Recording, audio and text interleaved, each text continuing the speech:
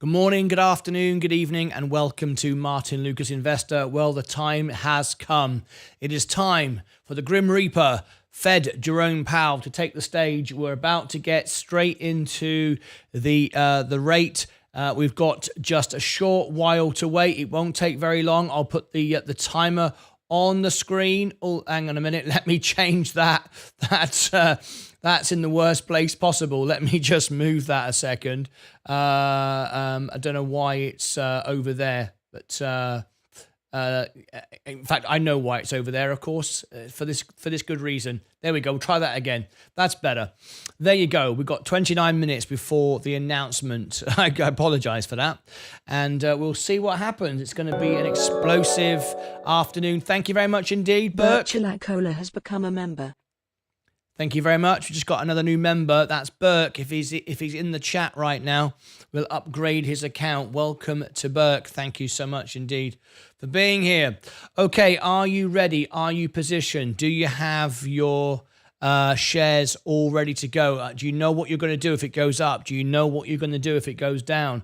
Are you prepared? I hope you are. Okay, let's have a look at it. Virgin Galactic.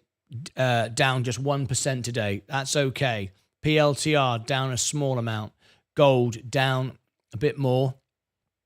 The S&P is up. Amazon is up. And that's doing all right. 35% up on my exit position where I was. Apple has continued to rise. I've just started to buy it again. Still very expensive though.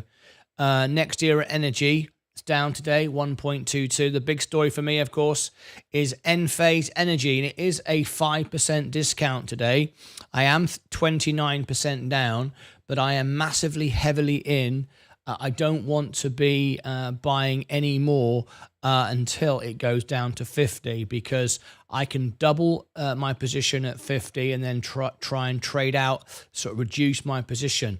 It's undervalued at this level, but because we've got the Fed Jerome Powell about to speak, we could get some volatility, and we want to be ready to pick that up. That's the one I want to drive down the most. Coca-Cola, not concerned with. I bought at the bottom. I'm up on it. Just leaving that. That's my cash if I need it. Same with J&J. It's only down 3.98. That's near the bottom. That's that I can just use that if I need it. Kenvue. That's going up today. We don't want to buy it on the way up, we want to buy it on the way down. Chevron has continued to go down. Down 8%. It's not really enough. There's bigger things like Enphase to buy on the way down. Tesla. Rivian. McDonald's down 4.87. Google down 3.5. Microsoft, not in it. It's too expensive. Walmart. I'm already in with the market share, not buying it now. Tesco's too much. Tilray, we're trying to get out of the stock. It's not really worth anything now. Robinhood, going down quite big today, down 2%. I'm down 2.69. Again, not really low enough to jump in too much at this stage. IonQ, Rocket Lab, we've got the flight around the corner. November is normally historically a good month for the stocks, so it could be ready to go. Plug down 22%, but Enphase is a better value. If I'm going to reduce averages, I want to do it on Enphase. Funware, FFIE, Future Faraday, rubbish. Rio Tinto, which I'd never bought it. Pretty flat now today on Bitcoin. Matic is down 0.89. And also we've got XRP up 1.89 today at 60. We bought that at 32. Can you believe it? Okay, 25 minutes to go. It's going to be a big afternoon. Welcome everybody over there on TikTok. Welcome to all of you. I want to welcome as well everybody over on Rumble this afternoon. Welcome to all of you. Thank you so much for joining me. If you're over there on Rumble, welcome to all of you for the Enphase earnings. If you're watching me on Facebook, well, I can't share that at the moment because I'm uploading a video. X, let's have a look at my X account. I need to refresh the screen. And also Twitch. There's my Twitchers. Thank you guys. Lovely to see you. That's my Twitchers. And let's go back to X a minute. That's Stockwits. Here is X. And there we are. Thank you to all of you watching me there as well. Right. Fed rate decision just 24 minutes ago. And excellent. New information from Virgin Galactic just come out. Alan Stern pinned. We've already replied to that one. That's what's just come out. That's yesterday. That's nothing new. No, nothing new there. No idea what that was. Just trying to get me to look. That's what you're trying to do. Very clever. All right. Okay.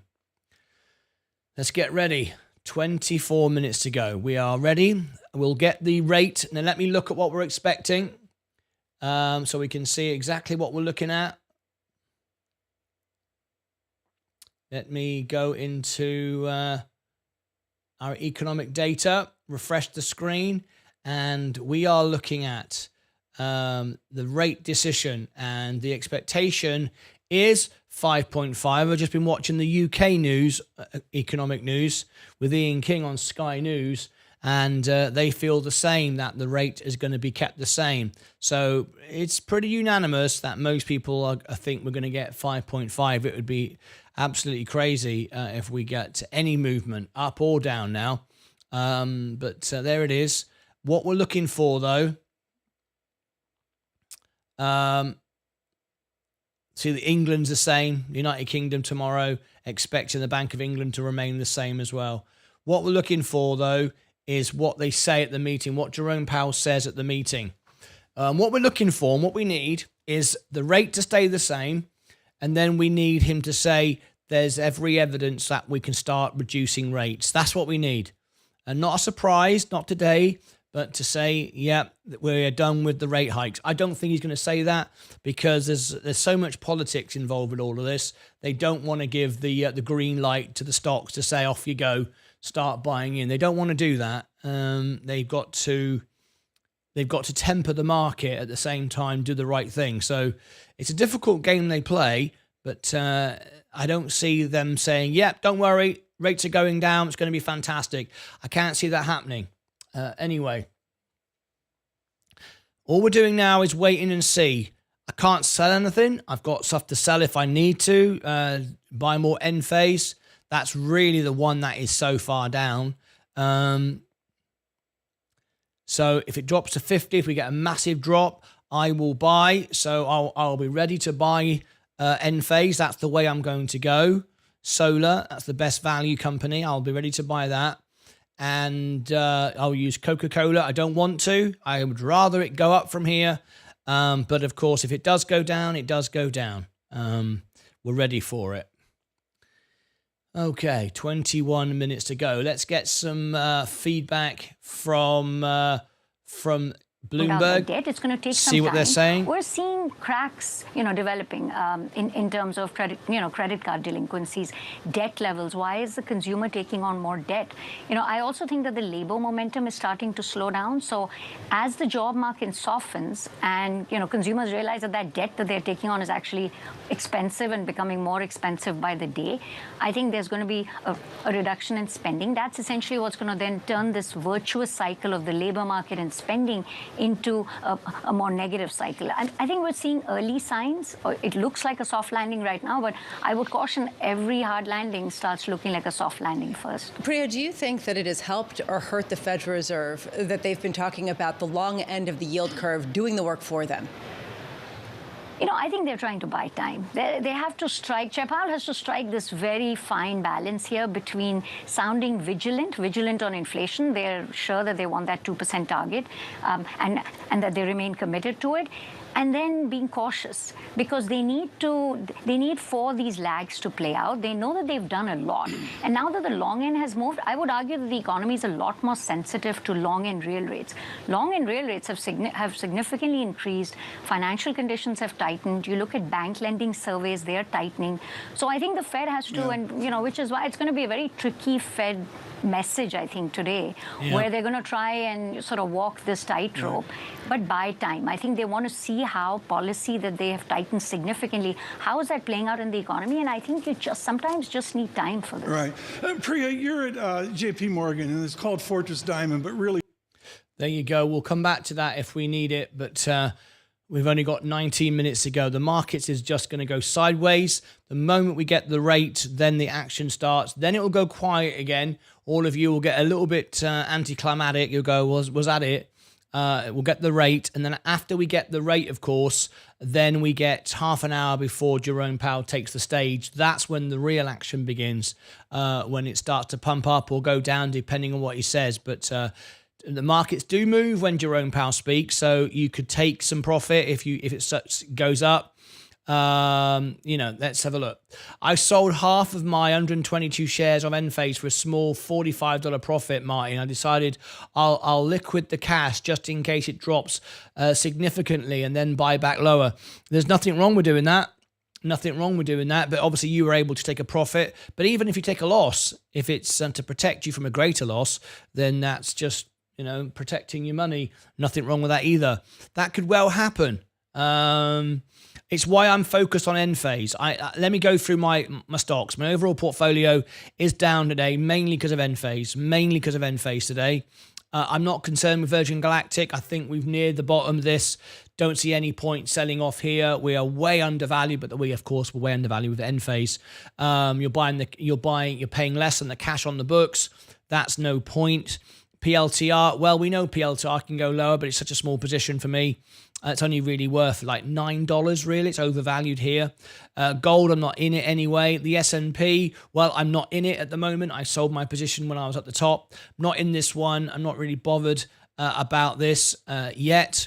Amazon, I'm not really in it. I've only got that one market share. If it goes up, great. It's giving me some money. I am 35% up now. I could use that, but it's my market share. It's if I'm desperate, I've got 35% profit. But it's not going to change my position, is it? Apple, not really bothered about that either. I'm not looking to buy or sell. It's only one market share. Next Era Energy, well, yes, of course, I want to lower my averages because you get a great dividend with this one as well, payable in December. So that's worth getting in. However, the deal is better with Enphase Energy, and Enphase Energy, I'm down 30%, was Next Era Energy, I'm down 13%. So, and that's risen up from 40% down. So, excuse me. I'm not concerned too much with Next Era Energy. Enphase is where we can have another drop, and that's the one I can make the most correction if I need. Coca-Cola, again, that's a source of funds now. I've got $2,000 a year in dividends if I can hold it, and I'd love to hold it, of course. And I'm up 2.3%, which is nice. If I can hold that, I will. But again, it's not going to soar or drop, really. I mean, it can go up, but it's not going to go down. Nothing to do that, really. J&J, nothing here today to make that go up or down, because at the end of the day, J&J is all affected now by the litigation. It's near its bottom. It could go a bit lower, but it's not going to be affected by what Jerome Powell particularly has to say. So I'm not, overly worried about that. Kenvue, again, same thing, oversold. It's massively down. It can only go up really from here. Chevron, a bit of a different story. Chevron coming next. My oil stocks, that could go a bit lower. We are seeing the price of oil come down. This could go lower, but I bought it to lower it from 17% down to now 8%, so I've halved that. Tesla could drop, but if Tesla drops, it'll only drop to, I'm 11% down now. It might go down to 15%. Again, not enough. It's Enphase that's got the focus. Excuse me. McDonald's, down just 4%. Not majorly concerned. Google, I'm pretty flat on Google. I'm out of Microsoft. Walmart, I'm out of it. Tesco, I'm not buying it. Tilray, if it went to $1, I wouldn't buy it. I mean, it just isn't worth anything. I'm just trading out of the stock, and I'm not really that bothered.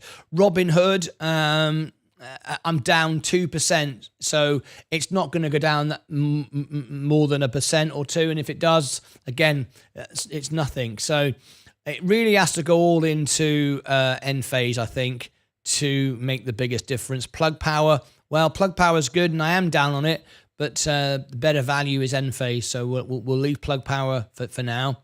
Don't want to keep buying any more. Procter, we're out. And then my crypto, well, that's just that's a separate story. I'm locked in. I'm not doing anything with crypto at the minute. I've got my investments locked away, and so they're safe. So we're fine there.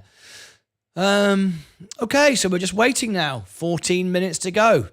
So all my eyes really are on end phase and the overall portfolio. That's really what we're looking at. Anyway, welcome everybody on TikTok. Lovely to have you here. It's going to be a big day. Fed Jerome Powell. If you would like to follow me, if you click the star, you can become one of my subscribers. Just up here, see there's a subscribe button. You can become one of my subscribers, support my channel, and I make exclusive content for you. I feature you on the show. I'll answer all your questions. I will reply to all your questions. You get exclusive benefits. I've got lots of software that I use to review stocks. I can review stocks for my subscribers on TikTok. If you click the star and become a subscriber, ask me to review a stock. I'll do a full review, post it on YouTube, and you can see the review of the stock, doing full back tests and all the rest of it. I do that for all my members and subscribers. All right. Okay. 13 minutes to go. Let's read some of these comments. Would be the first time since we have a back-to-back pause. Yes. Well, I expect it. Liquidate, says MSK. Buckaroony. Buckaroony says, I done it with Mullen yesterday, MSK. Bought 2,500 at 25 cents and sold for 30 cents. LOL. Buckaroony, congratulations. Good evening, all. Feeling confident for the pause. I am. Buckaroony. HI5. I'm not sure what that means. Anyway, sure it means something. Okay, just 12 minutes to go. Countdown has begun. We're waiting for the information to come out. We'll keep our eye on Bloomberg and everything else. Some disappointing ISM data, Tom, as well as a refunding announcement that wasn't quite as significant in the long end that people expected. We're going to go quickly here. We have two wonderful guests now to prepare us for the Fed meeting, and then Michael McKee at the press conference as well. Richard Clarida is with PIMCO. He's Global Economic Advisor, yes, the former vice chairman of the Federal Reserve System, but far more holding coat at Columbia, herding Nobel laureates for Columbia economics and also providing original research on the dynamic natures of our American economy. Matt Luzetti out of UCLA is chief U.S. economist at Deutsche Bank on a tight timeline here. Vice Chairman, let me go to you first here. As you look at this meeting, and as Bill Dudley says with Bloomberg Opinion today, this is a meeting and a set of meetings fraught with High risk five, thank you. for Chairman Powell. What is I'm the too major old, right? risk the chairman faces? All right. Well, Tom, I think he has a communications risk. I don't think we're going to get any news in terms of either the decition or welcome the everybody on statement at 2 TikTok. Just o'clock, 11 minutes but to go I for do the Fed think this is report. a It's going to be a very big press, afternoon. Conference. Because if I could ask everybody on TikTok, I'll share. We'll have a bit of a competition. We'll have a bit of a competition on TikTok. You ready? We're on TikTok right now, and let's have a little look in TikTok. I'll share it on the screen. If I put it up on the screen right now, there you go. Whoops-a-daisy, that's not going. Let me just get rid of the timer just for a second. Let me just do this. Excuse me. Here is TikTok, just for a minute. You'll see yourself appear on the screen. And if everybody on TikTok just taps the screen with two fingers, just like that, just for about a minute, we'll see if we can get the likes up. And at 10,000 likes. And if it goes to 10,000 likes, that means we're going to get a pause. All right. So if you want to pause, everybody tap the likes. Two fingers. Can you see it here? Look, this is TikTok right now. See all the love hearts? That's me doing that on the screen. If you use two fingers, if everyone does it for about a minute or two, we've got 275 likes at the moment. It'll go up to 10,000. If we get to 10,000, that means we're going to get a rate pause. If we don't get 10,000, it means it's going to go up. So you've got like in 9 minutes to go. So if everyone does it now, can everyone on YouTube jump in my TikTok account? You've all got my link for it. Let's see if we can get 10,000. We've got 1,000 likes now. 1,000 likes. Oh, yep, just over 1,000. It's going quickly. If everyone does it really quick, let's see who's liking it. We've got Sonia. Sonia liked the video. We've got Venko. We've got Rue liked the video. Thanks, guys, for playing along. We want to get 10,000 likes in the space of, we've got 9 minutes to go. We've got 1,500 likes now. 1,500 likes. We're trying to get to 10,000 likes by the time we get the Fed report. Can everyone do it? Can everyone jump on TikTok? 2,000 likes now. 2,000 likes. Fantastic. Really good. We're nearly there. Well, 20% there. If everyone does it, Venku has liked it. Rue has liked it. Jay Diaz has liked it. Thanks, guys. Rue. We want a pause for the Fed report this afternoon. So 2 fingers like that as fast as you can. And yeah, it's going up now. We've just passed 2,500 likes. 2,500 likes. We're nearly there. We're a quarter of the way there. Let's get the timer on the screen so everybody joining us knows exactly where we are. There it is. 8 minutes to go. You've got 8 minutes left. We just got some roses. We got our top gifter. Top gifter. Who's a top gifter this afternoon? Thank you ever so much for that. We got a top gifter on TikTok. Just bought me a rose. Can you believe it? I've not had a rose on TikTok for ages. 3,000 likes. 8 minutes to go. 8 minutes to go for 3,000 likes. For 10,000 likes. 3,500 now. I love watching all Martyn looking like they're talking to each other. Yeah, it's crazy, right? All the Oh, yeah, I just realised. There's 4 of me on the screen. That looks pretty wild. That looks pretty wild. There's actually, if you look closely, there's millions of me on the screen. If you look closely, because it goes in and in and in. If you keep looking, you'll see more and more and more. It's infinite. Right, we're at 4,000 likes. We're nearly halfway there. We've got 8 minutes to go. We need 10,000 likes, and that will give us a rate pause. A rate pause. I'm good. Let me just change the screen over here a minute. Let's bring the how many people we've got with us? We've got 50 watching now. Fantastic. We're having a bit of fun on TikTok, guys, on YouTube. We're having a bit of fun. We've got our TikTok audience, and we've said that we want to get 10,000 likes by the time the clock reaches 0. And if we do, we're going to get a rate pause. Okay? Of course, it's just a bit of fun taking us into there. So I'll give everybody now in the chat. Let me give everybody now my TikTok, where I am right now. So you can just nip into YouTube just for a second, tap the screen with 2 fingers and see if we can get to 10,000. We're now at 5,500. There's my TikTok. Let me just give it to everybody on Rumble. If everybody on Rumble wants to join in. So there you go, Rumblers. I'll give it to you. I will give it to my, who else have we got? Our Twitchers. I'll give it to our Twitchers. They might want to join in on TikTok. Our Facebook, we got our Facebook audience. Let me give it to our Facebook audience as well. Here we go. Just refresh the screen. So here we are on Facebook right now. I'm going to give everybody the link there. There it is. And just drop that in there. See if we can get every single person on Facebook on TikTok, just for a minute. There we go. I've dropped it everywhere. 6 minutes to go. 7,000 likes. 7,000 likes. Everyone's going mad. It's a bit of fun, right? We got to make some money this afternoon for everybody. Enphase Energy is still going down. I'm waiting for the final dip. I hope it drops to 50 really quickly, and I'll buy $10,000 worth of Enphase at 10.50, and then it will bounce back, and I'll be good. Then I'll be at a wash, which is what I want. All right. So we got 5.5 minutes to go. 8,000 likes. 8,000 likes. We're nearly there. There's 31 watching. Everyone's joining in. How many have we got on YouTube right now? In a minute, we'll come back to YouTube likes. We've only got 20 likes on YouTube. So it's all gone wrong. It's all gone wrong on YouTube. They're thinking, what's going on? Don't you worry. You won't miss the rate hike.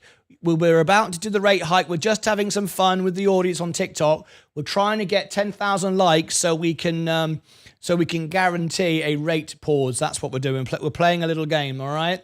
And I can see we are now up to 9,000 likes. 9,000 exactly. 35 people playing along. I bet we'll be there by the time we get to 4 minutes, which is great. Absolutely great. 9,500, 9.5, 9.6, 9.7, 9.8, 9.9, 10,000. Shall we now make it 100,000? No, I'm only joking. Carry on if you like. It'd be really great. If you noticed, as we do it, we get more and more people come into the show. So it actually helps the channel. So thank you very much for playing along. 10.3. Wow, we're going up even faster now. Fantastic. Carry on going. Let's see if we can get it to 1 million likes. Of course, the more people that like it, the more it shares it out, the more people come on in. And it's wonderful. Right, we've got 4 minutes to go. Enphase Energy is down. I'm waiting to buy if we get a flash crash. So I'm going to go into there right now and make sure that I'm ready to buy. I'm going to have to sell some. Some Coca-Cola if I do. There's no way around it, but it'll be a flash crash and in and out. If it goes down to 50, it won't stay there. It'll go straight back up. So that's what we want to do. We want to look for a really good discount and don't get all carried away. Don't buy it at 70 or 69. Just let it go, let it go, let it go. And then pick it up. Right, 3 minutes to go before Jerome Powell speaks. Sorry, not before Jerome Powell speaks. Before we get the announcement. 11,000 likes on TikTok. Thank you ever so much, everyone who did that. All right, my bloody thumbs are in. Ian Jackson. You do realise, Ian Jackson, all of this is your fault. I wasn't even on TikTok. You got me back. Oh, by the way, Ian Jackson, I've just gained a subscriber on TikTok. Was that you? Because I had 2. I've now got 4. Was that you? Thank you. If it was you, thank you. How many plugs do you have, Martyn? How many plugs? How many plugs do I have? That's a good question. I have 398 in my main account and 161. So 560 plugs. I'm the plug man. Don't worry about that. Seth, funny. My bloody fingers hurting. All right, okay. I love watching all Martins looking like they're all talking to each other. Seth Houston. Pause up, says Lucas Hexon. I think the interest rates in the UK and US will have something in common with a dog. What's all that about? Pause. Oh, I see. Hello, Murma Horik. Low, yeah. Ian Jackson, thank you very much for your support. Appreciate that very much indeed. Thank you for supporting me on TikTok. We've got 4 subscribers there now. So Ian Jackson, as a subscriber on TikTok, if you want me to review a stock for you, a full back test, make a video on it, I can. You can request that. It's one of the benefits I've got. I've invested a lot in the software and to bring you some very in-depth stock analysis. I do it for all my members and my subscribers on TikTok. So whichever way you do it, whether you're a member on YouTube or subscriber on TikTok, you can have that service. All right. Okay, we're going over to the rate hike. Here we go.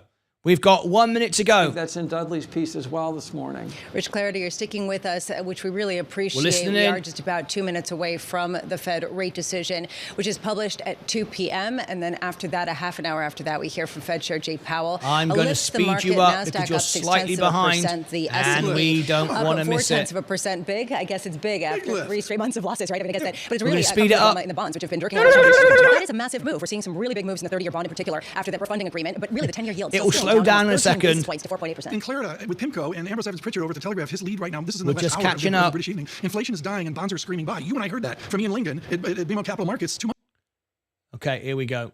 months ago. The problem is that a lot of the data has come in hotter than expected, and even in the earnings, we've seen this idea of prices going up. Here and we go. volumes also going up at the likes of McDonald's, at the likes Right. of Caterpillar. I will say this, in many a Fed meeting, this is the Any most second now. active Bloomberg terminal 5.5. I have seen. You sort of look at The it, rate and of course, with the morning, is- we've had our eyes are glazing the over right now. rate We're looking is- at the blinking red and green, and there is a real pulse to this market across equities, across The bonds, Fed across rate currencies, is- across commodities as we speak. You've got It a was NASDAQ 100, those 5.5. tech stocks, We those want long-duration 5.5. stocks, leading the way up 0.8% on the NASDAQ. The rate 100. is- We have ginormous moves of optimism. Any second, it's a few Buy seconds bonds, late. Price up, yield down as well. 4.81%, We're watching. Lisa, down. Yeah. Lower yields. And this really is driving a lot of the appetite. The But rate- in the market is dollar, going up. You are seeing the strength of the U.S. economy. Let's head over to Bloomberg's Michael McKee with the headlines. Mike. No surprises. 5.5, 5.5, In a no unanimous rate decision, hike. Okay. The Fed retains its 5.25% to 5.5% target range Yep. for its The benchmark markets will borrowing like rate, it. and retains its language about Fantastic. determining the extent of additional policy firming that may be appropriate. The policymakers' assessment of the economy contains That's what some we new want. adjectives, but no new information. Activity expanded at a strong pace in the third quarter instead of solid. Now we wait for Job gains have Jerome Powell to moderated speak. instead of That's the slowed. important part. Inflation remains elevated.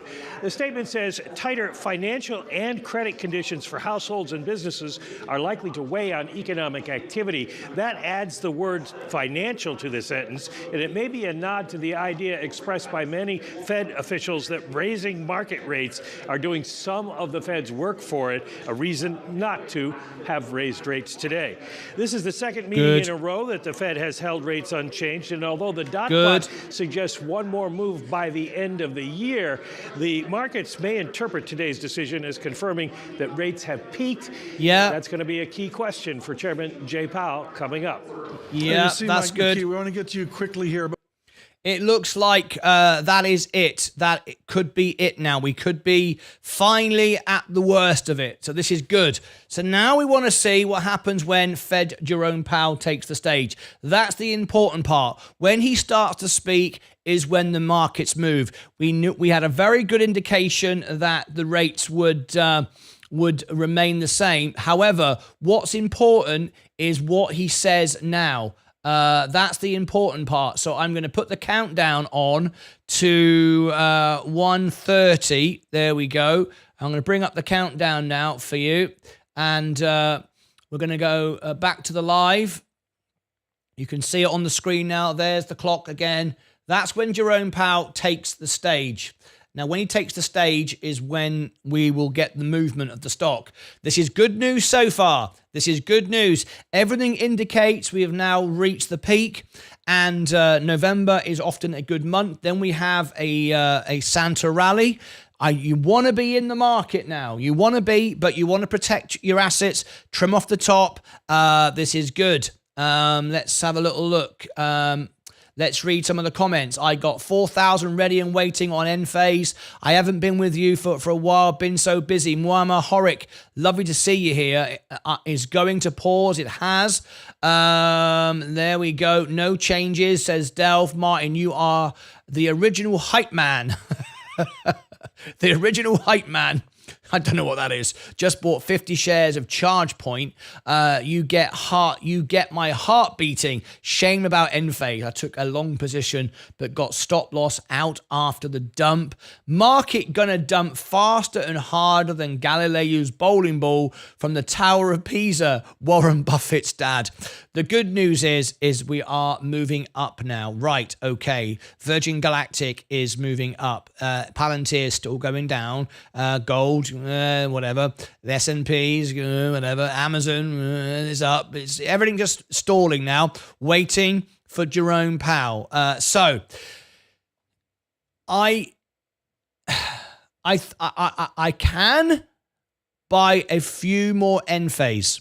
The rates have peaked. Chances are we'll get no more rate hikes. Chances are the next move will be down. This is good. We've gone through the pain. I don't think it's necessary to raise rates again. It's November. What are you going to do for like 10 minutes at the end of the year and then back down again? I don't see any point. I think we want stability. We're done. I think we'll leave it alone now. I'm saying I said it would be a pause. I was right both times round. And I think it needs to remain here now until the spring, and then we start coming down.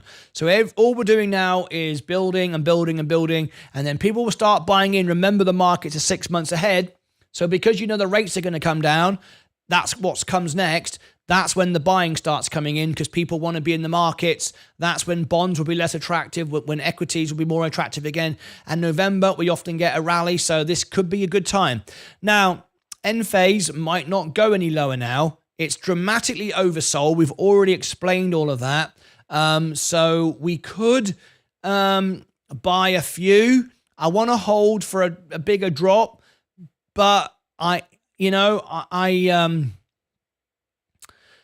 we don't need a bigger drop. It's just that people are impatient. And because if they're impatient, they'll sell. But we do know that management are about to buy in. We know. And they would have looked at that and thought, rates aren't going to go up anymore. They could buy. And remember, the stock will move 30% if management at end phase buy. So I am considering... I last bought in at 80, which was about up 0.25%. So that's 6% ago. It's a 6% discount from where I bought at 80. The trouble is, if I want to lower my average, I've got 129 shares. I would have to spend $10,000 when I've really got no more than 1,000 because I need to allow some room to move. If I buy $1,000 worth, it's not going to lower my average that much. But if I wait, if it goes to 50, then it very well could. So what I could do is just maybe buy a couple of $100 worth of end phase, see what it does, and go from there. Now, it is the low of the day. So it wouldn't be a bad move. Let me just go and look once again at my technical analysis for end phase. Remember, I can use this software. It's premium software, which I've paid for. I can use this for anybody. If you're a member, I can review a stock for you and do all these things for you. So if you want this service for a stock that you want covered, then we can do that for you as well. Okay, let's have a look. This is what we're looking at. This is the intrinsic value. So if we look at the best case, undervaluation by 66%. That's the best case scenario. Of course, we're not there. The base case with 38% undervalue, which of all the stocks I've got, that is about the best value stock I own right now.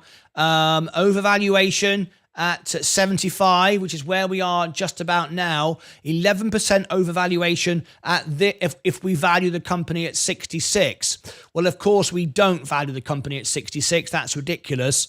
But if we did, it's 11% overvalued. But remember, you're always going to pay a lot for a high growth stock like Enphase. You've just got the patience of the next 2 quarters. And if interest rates come down, it's going to explode. And over the next couple of quarters, some of the solar companies are going to disappear.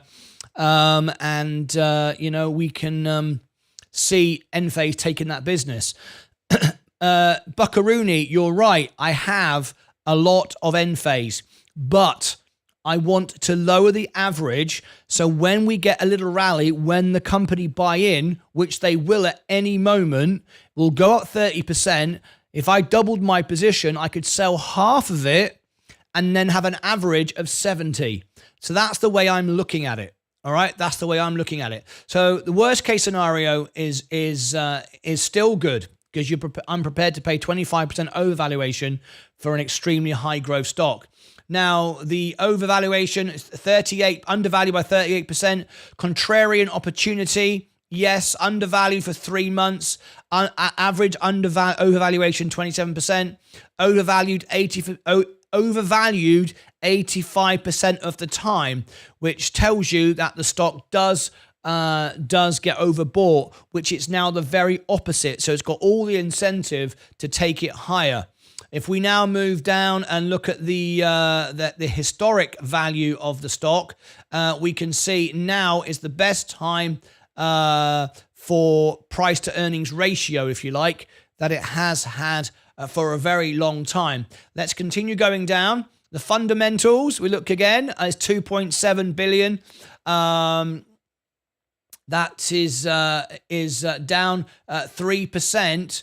But you can see overall we are moving up. As you can see over the year, 34%, looking good. Operating income also 616 million, down 3% in the latest range. 572 million is the net income. You can see it's consistently going up. What else have we got there? Operating cash flow down 4%, consistently going up though.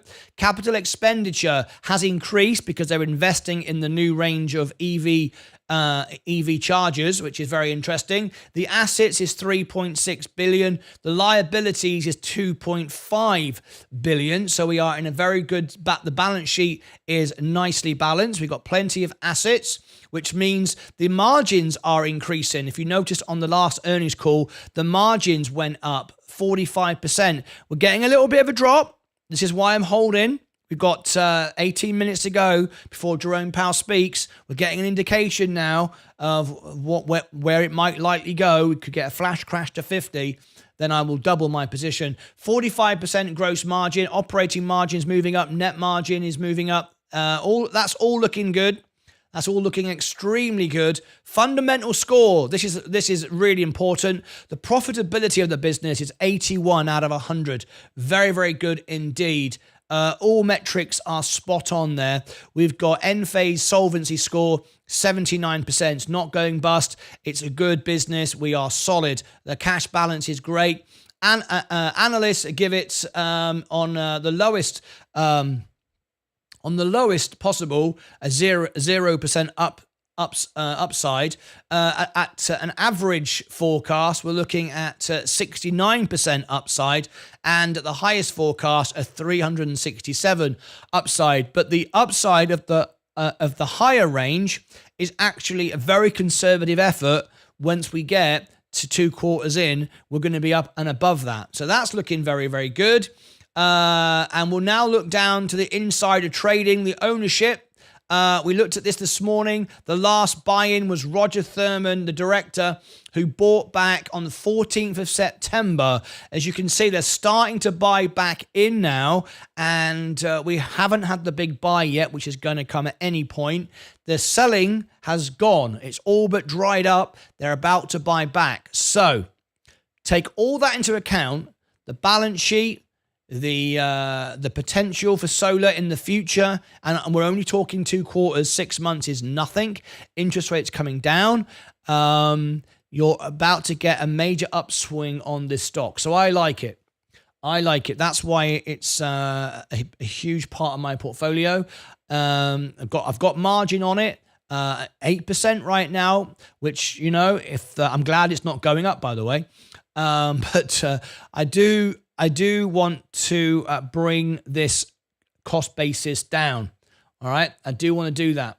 Anyway, let's read some of your comments here. Oh no, what's happened here? That hasn't happened for the longest time. Why didn't that change?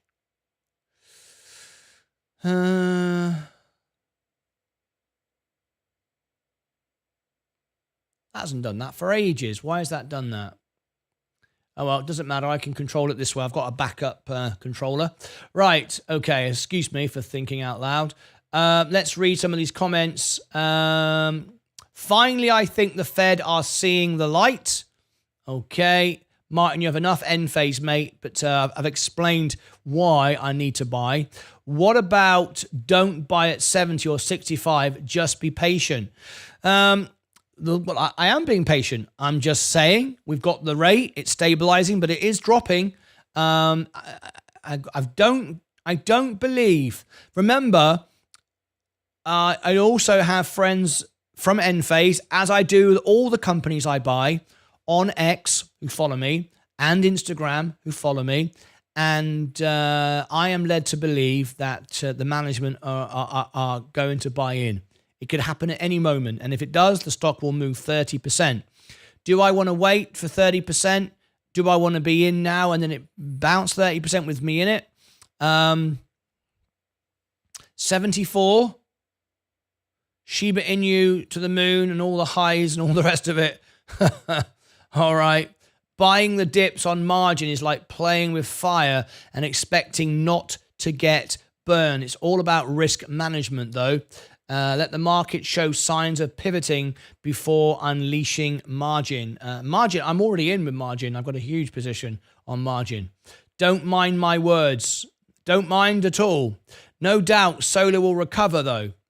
Let's hear the words quantitative easing from the FOMC before we get excited about market recovery. Mrs. Walgreens, I agree with you. I don't touch margin anymore. Okay. I got back into margin because of Coca-Cola and J&J. That's why. I am able now to put a reasonable amount of money every month into the market, but I understand that we've reached bottom on many of my stocks, and I understand that we've got 6 months to go before we'll start to rally this month. I have done my calculations. You've seen the analysis that I've got. You've seen the numbers that I'm using. You know that I am also talking to people on the ground. I've got every reason to be optimistic about the economy, and I want to be in, and then I can trim back very, very quickly. I've got sources of funds if I require it. I've got Coca-Cola, which is a source of fund. I don't think that's going to go below my basis point now. I'm up 2%. I bought the bottom. $11,000 on my main account and $7,000 in my Roth IRA, so I can, find cash there. J&J, I think Jim Cramer was completely wrong, telling everybody at the charitable trust to get out. He missed the point with the litigation. I feel that's under control as well. And I've got $23,000 there. Only down 3% on that one. So there's available funds if I want to cash in. I don't want to sell anything. But unfortunately, if you're going to use margin to 100%, then you clearly can't keep everything. I mean, you've got to sell something at some point. Otherwise, you're going to pay 8% forever, which doesn't make any sense, obviously. But at the moment, I've gone from a couple of $100 a year to $2,000 a year on dividend payments by buying Coca-Cola and J&J at these low levels, and also the levels of end phase. So to me, it makes sense. All right. It requires a lot of discipline. It requires a lot of work on yourself to manage it, to understand it, to keep calm, to sleep at night, the stress of it.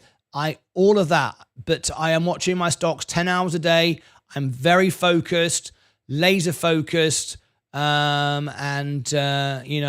know 10 steps ahead what I'm going to do with each thing. It's going to be stressful. I'm not saying it isn't, but I want to get to $200,000 on my portfolio by the end of next year, and to achieve that, you're not going to achieve that without any level of risk.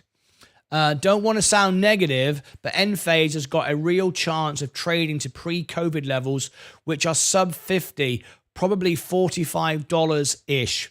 I don't agree, Fatso Talks. That makes no sense. I've just done a full review, looking at the balance sheet, looking at the margins, looking at the profit, the cash flow, everything else, talking to people on the ground at Enphase.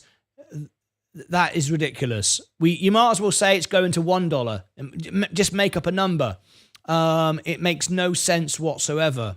Of course, anything is possible, but the management wouldn't even let that happen. They would just, I have said 50 would be an all-out sabotage. The company would just buy everything, would just buy all the shares up. But I don't think it's going to get there. I really don't. So I don't see that at all. What do you think of First Solar? First Solar is not one on my radar. What do you think of DNA Ginkgo Bioworks? I don't like that. I used to be in that. I don't like it. I don't like the pharmaceutical, that type of stocks. Very, very risky. You've got to pick the right one. I prefer ETFs. I've been a shareholder of DNA since before the Hindenburg hit piece, and Cathie Wood has been buying up shares like crazy. I'm not really a fan of Cathie Wood. Cathie Wood is really for Cathie Wood, not for her members, I'm afraid. It's not really me. She flip-flops every 5 seconds. I'm not really a fan of Cathie Wood, if I'm honest. Anyway, end phase now, 75. 9 minutes to go before Jerome Powell. Thoughts on PayPal? Not much. Not much. Now, don't forget, any of my members, if you want a full back test, comparing, looking at all the figures, looking at the numbers, looking at the balance sheet, looking at the insider trading, who's buying, who's selling, any of that stuff, you can ask me for a full review, and I can do a full analysis for you, and then make the video and put the video out. Somebody this morning wanted, I don't know if they're in the channel in the show right now, asked me to do this. They were a member. I think it was it Buckaroony? But I think it was Buckaroony. Who was it who asked me to do Sabre? I did a full 16-minute deep dive on Sabre. First time, brand new stock. So if you are a member, I do that for you. I made this video on Sabre, went through all the analysis, went for all the balance sheet, the traders, the inside traders, and all that kind of stuff. And then not only did I do that and show you on the screen, I put out the video as well as its own video.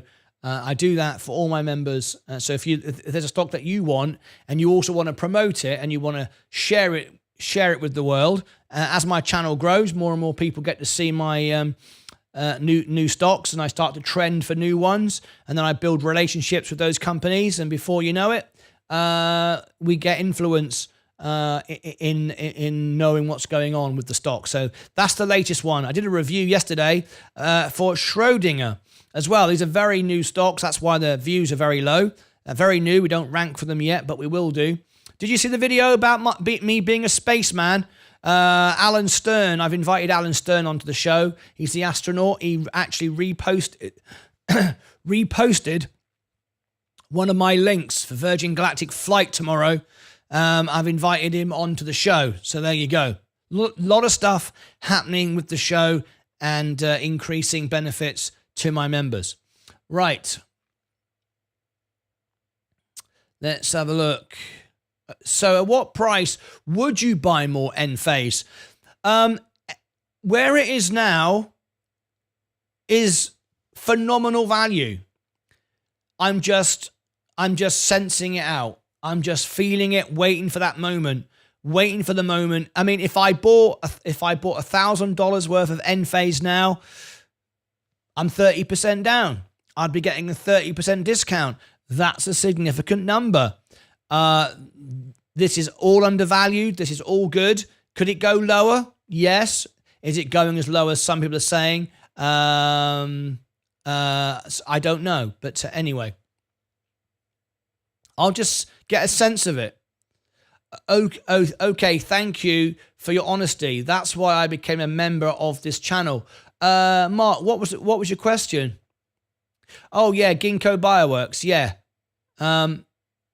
Yeah, not really a fan of that. Yeah, always honest. Yeah, absolutely. 100% honest, 100% real, 100% live. I want this to be the best YouTube channel in the world, the most honest, supportive channel in the world, raise more money for charities, help more people do positive things, support everybody. Absolutely. This is what I want to do. This is what I want this channel to be. And I can visualize it. I can see it. I can see it at 1 million subscribers and 1 million members. I really can. 95% of our live viewers are already members, which is higher than Bloomberg, higher than Yahoo Finance, higher than Meet Kevin. It's great. 95% of my live viewers are members.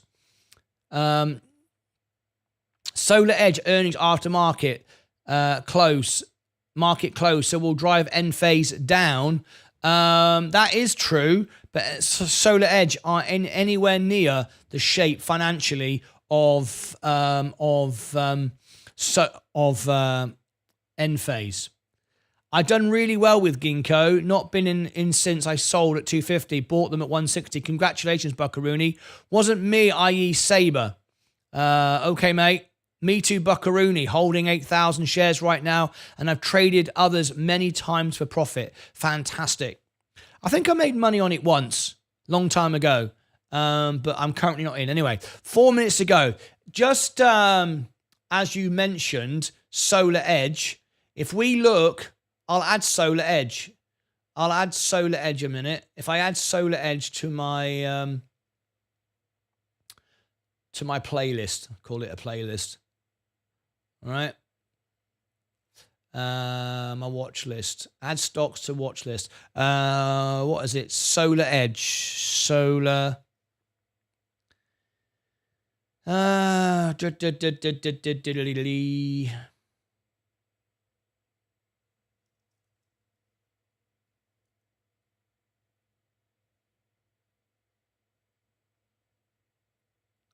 What's Solar Edge? Can anyone remind me? What their what's the ticker symbol? What's a ticker symbol for Solar Edge? Can someone give me it? Is it SD? What's a ticker symbol for Solar Edge? I've got 3 minutes to go. Can anyone give me the ticker for Solar Edge? So I'll probably find it before I look. Solar Edge ticker. Solar Edge. Come on. Where the bloody hell is it? Is it SDG? I can't remember what it is now. Sedge. There it is. Sedge. SEDG. Right, I found it. SEDG. Solar Edge. Right. Okay, here we go. Now then. Right. Solar Edge is 70% undervalued with 117 upside. End phase is 39% undervalued with a 70% upside. So Solar Edge, better from that point of view, but solvency, a lot worse. Profitability, that's it. I knew there was something in it. The profitability and the margins are terrible in comparison to end phase. This is why I own end phase. Okay. If we look at Solar Edge, end phase, 81% profitabilities. Their margins and the way they operate is far, far superior, and 79% insolvency. If we look at Solar Edge, 54%. That's not good in that industry. That can easily be crushed. That's why I think end phase energy are far superior. Anyway, we haven't got time to go into detail now, but that is the reason why I am all over end phase energy. Anyway. I have traded many times for profit. I didn't know that. Great insight. Even if end phase is a superior company, the market always overreacts. Yes, it does. Thank you, Niels, for Sedge. Hi, Martyn. Currently, Jersey is about to get whacked with a big storm. 100-mile-an-hour winds incoming. Jason. Currently, Jersey is that Jersey over there in the Channel Islands? We're very sorry to hear that. Right, okay. Here we go. Jerome Powell taking the stage. Let's bring us up to date. Let's get off ready. Today for this Fed decides. We're about 2 minutes, about a minute and 40 seconds away from the Fed press conference with Fed Chair Jay Powell. Yeah. And we could see a steady bid into markets pretty broadly on the wake of this belief that perhaps this is the last, Just speed it up. last rate hike by the Federal Reserve. Yeah, We'll get rid of the clock. Titanic moves. And again, as I said, into the Fed, what's unique, folks, is you watch the screen and you watch the tone of the red and green, not even what the data is, but just the pulsing of the Bloomberg Professional Service. And the answer is it was way more vibrant into this Here we go. meeting that I've seen in ages. You see it with a nice equity lift, 0.9% in the NASDAQ. Bonds have come back a little bit from a ginormous move, price up, yield down. Here we go. And even Showtime, everybody. currencies following up off early morning angst in Japan signals strong dollar. I wonder if he's even going to address strong dollar. If What you are I a member of noticed is my Michelle channel, we Smith can got do a up on the full podium review there for with the you, flags full and, back test for the the podium stocks. ready to go and all Some that. of you are And, asking she about how addresses the about press and says, Palantir, Mike McKee, Art you of do Calm get the Music. last You're one of my question. members. That's Yes. what she was saying. That's what she Usually lips. that's how it works. Maybe this time it will be different. Honestly, to me, the big takeaway here is Palantir that people earnings. are Yes, looking I'm for a doing the sense. earnings in the The Fed has morning. completed their effort We are to raise covering the rates, and now they're earnings gonna of be Palantir patient. in the That morning. basically And seems then to we've be got the message Virgin the market Galactic received. You see flight that in two-year straight yields afterwards. coming And then we've got the sharply lower. Apple earnings Usually in we the have seen, evening. the two-year No yields one kind of be works harder quiescent to bring as we you see the moves information. in the 10-year and the 30-year yields. At this point, some of the big question marks for Fed Chair Jay Powell as he approaches the podium is just simply how much can he really lean into hawkishness Here we without go. having hiked at this meeting. And I wonder about data dependency. I think we'll see it Markets are 14 going times. up. It's going to be very Get ready to data-dependent. trim And if you here we need to see take some him profits. walking out. Do we Okay, have folks, it's unanimity showtime. as Here we well? go. Let's take a listen to Fed Chair Jerome Powell. Good afternoon, everyone. Welcome. My colleagues and I remain squarely focused on our dual mandate to promote maximum employment and stable prices for the American people. We understand the hardship that high inflation is causing, and we remain strongly committed to bringing inflation back down to our 2% goal. Price stability is the responsibility of the Federal Reserve. Without price stability, the economy does not work for anyone. In particular, without price stability, we will not achieve a sustained period of strong labor market conditions that benefit all. Since early last year, the FOMC has significantly tightened the stance of monetary policy. We have raised our policy interest rate by 5.25 percentage points and have continued to reduce our securities holdings at a brisk pace. The stance of policy is restrictive, meaning that tight policy is putting downward pressure on economic activity and inflation, and the full effects of our tightening have yet to be felt. Today, we decided to leave our policy interest rate unchanged and to continue to reduce our securities holdings. Given how far we have come, along with the uncertainties and risks we face, the committee is proceeding carefully. We will make decisions about the extent of additional policy firming and how long policy will remain restrictive based on the totality of the incoming data, the evolving outlook, and the balance of risks. I'll have more to say about monetary policy after briefly reviewing economic developments. Recent indicators suggest that economic activity has been expanding at a strong pace and well above earlier expectations. In the third quarter, real GDP is estimated to have risen an outsized annual rate of 4.9%, boosted by a surge in consumer spending. After picking up somewhat over the summer, activity in the housing sector has flattened out and remains well below levels of a year ago, largely reflecting higher mortgage rates. Higher interest rates also appear to be weighing on business fixed investment. The labor market remains tight, but supply and demand conditions continue to come into better balance. Over the past 3 months, payroll job gains averaged 266,000 jobs per month, a strong pace that is nevertheless below that seen earlier in the year. The unemployment rate remains low at 3.8%. Strong job creation has been accompanied by an increase in the supply of workers. The labor force participation rate has moved up since late last year, particularly for individuals aged 25 to 54 years, and immigration has rebounded to pre-pandemic levels. Nominal wage growth has shown some signs of easing, and job vacancies have declined so far this year. Although the jobs to workers gap has narrowed, labor demand still exceeds the supply of available workers. Inflation remains well above our longer run goal of 2%. Total PCE prices rose 3.4% over the 12 months ending in September. Excluding the volatile food and energy categories, core PCE prices rose 3.7%. Inflation has moderated since the middle of last year, and readings over the summer were quite favorable. But a few months of good data are only the beginning of what it will take to build confidence that inflation is moving down sustainably toward our goal.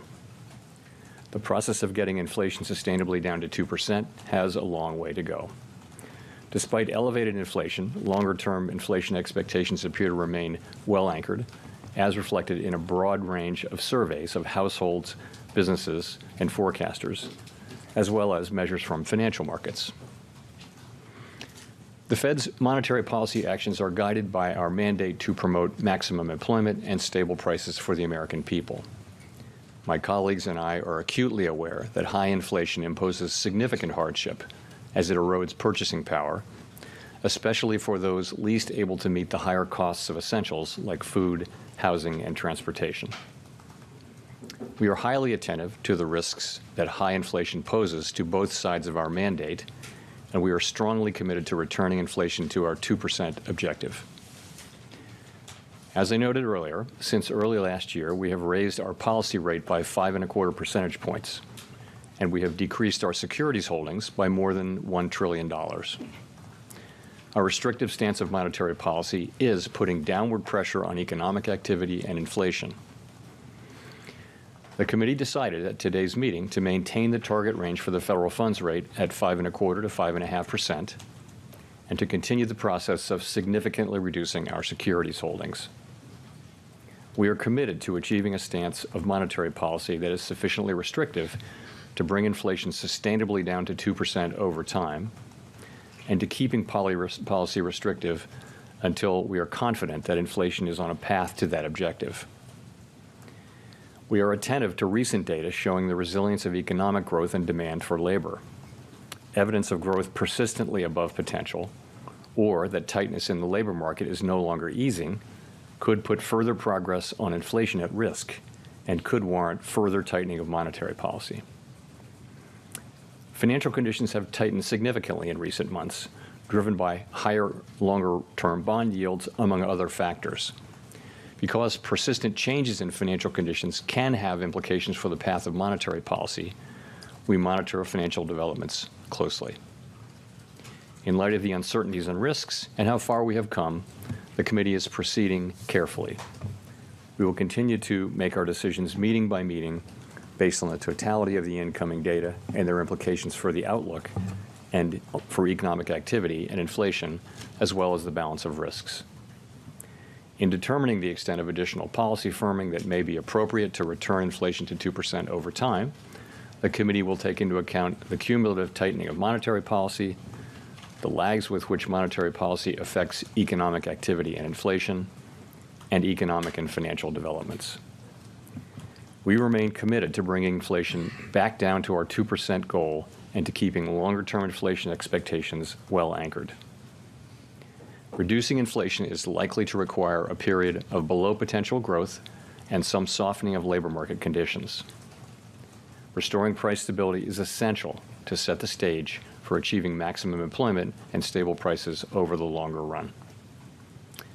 To conclude, we understand that our actions affect communities, families, and businesses across the country. Everything we do is in service to our public mission. We at the Fed will do everything we can to achieve our maximum employment and price stability goals. Thank you, and I look forward to your questions. Let's go to Howard. Howard Schneider with Reuters. Thank you, Chair Powell, for doing this. To what you referenced the rise in long-term bond yields, to what degree did that supplant action by the Fed at this meeting? Thanks for your question. So I'll talk about bond yields, but I want to take a second and just sort of set the broader context in which we're looking at that. So if you look at the situation, let's look at the economy first. Inflation has been coming down, but it's still running well above our 2% target. The labor market has been rebalancing, but it's still very tight by many measures. GDP growth has been strong, although many forecasters are forecasting, and they have been forecasting, that it will slow. As for the committee, we are committed to achieving a stance of monetary policy that is sufficiently restrictive to bring inflation down to 2% over time. And we're not confident yet that we have achieved such a stance. So that is the broader context into which the strong economy and all the things I said, that's the context in which we're looking at this question of rates. So obviously we're monitoring, we're attentive to the increase in longer-term yields, and which have contributed to a tightening of broader financial conditions since the summer. As I mentioned, persistent changes in broader financial conditions can have implications for the path of monetary policy. In this case, the tighter financial conditions we're seeing from higher long-term rates, but also from other sources like the stronger dollar and lower equity prices could matter for future rate decisions as long as two conditions are satisfied. The first is that the tighter conditions would need to be persistent, and that is something that remains to be seen. But that's critical. If things are fluctuating back and forth, that's not what we're looking for. With financial conditions, we're looking for persistent changes that are material. The second thing is that the longer-term rates that have moved up, they can't simply be a reflection of expected policy moves from us. That we would then, that if we didn't follow through on them, then the rates would come back down. So, and I would say on that, it does not appear that an expectation of higher near-term policy rates is causing the increase in longer-term rates.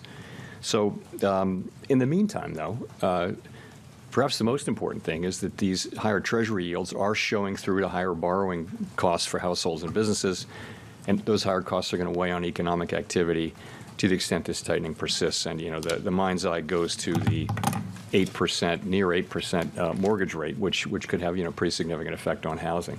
So that's how I would answer your question. Just as a quick follow-on to be clear on this, in your opening statement and just now, you seem to imply that you are not yet confident that financial conditions are restrictive enough to finish the fight. Is that true? Yes, that's exactly right. To say it a different way, we haven't made any decisions about future meetings.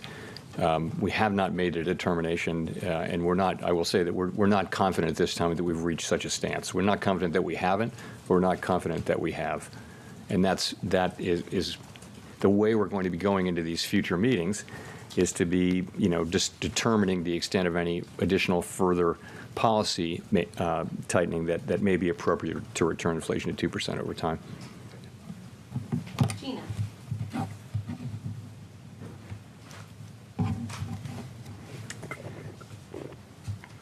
Hi, Chair Powell. Thank you so much for taking our questions. I wonder, if you don't raise interest rates in December, would the presumption be that at that point that we should expect that rates are at their peak, or is there a possibility of restarting rate increases next year? And are there any costs to taking a more extended pause?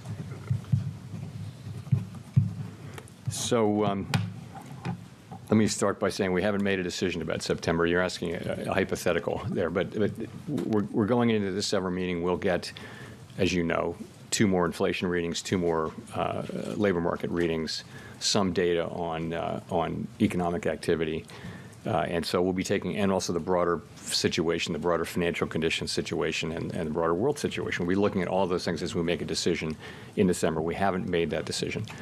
I would say, though, that the idea that the idea that you would be difficult to raise again after stopping for a meeting or two is just not right. I mean, the committee will always do what it thinks is appropriate at the time. And again, we haven't made any decisions at all about December. We didn't talk about making a decision in December today. Really, it was a decision for this meeting and understanding broader things.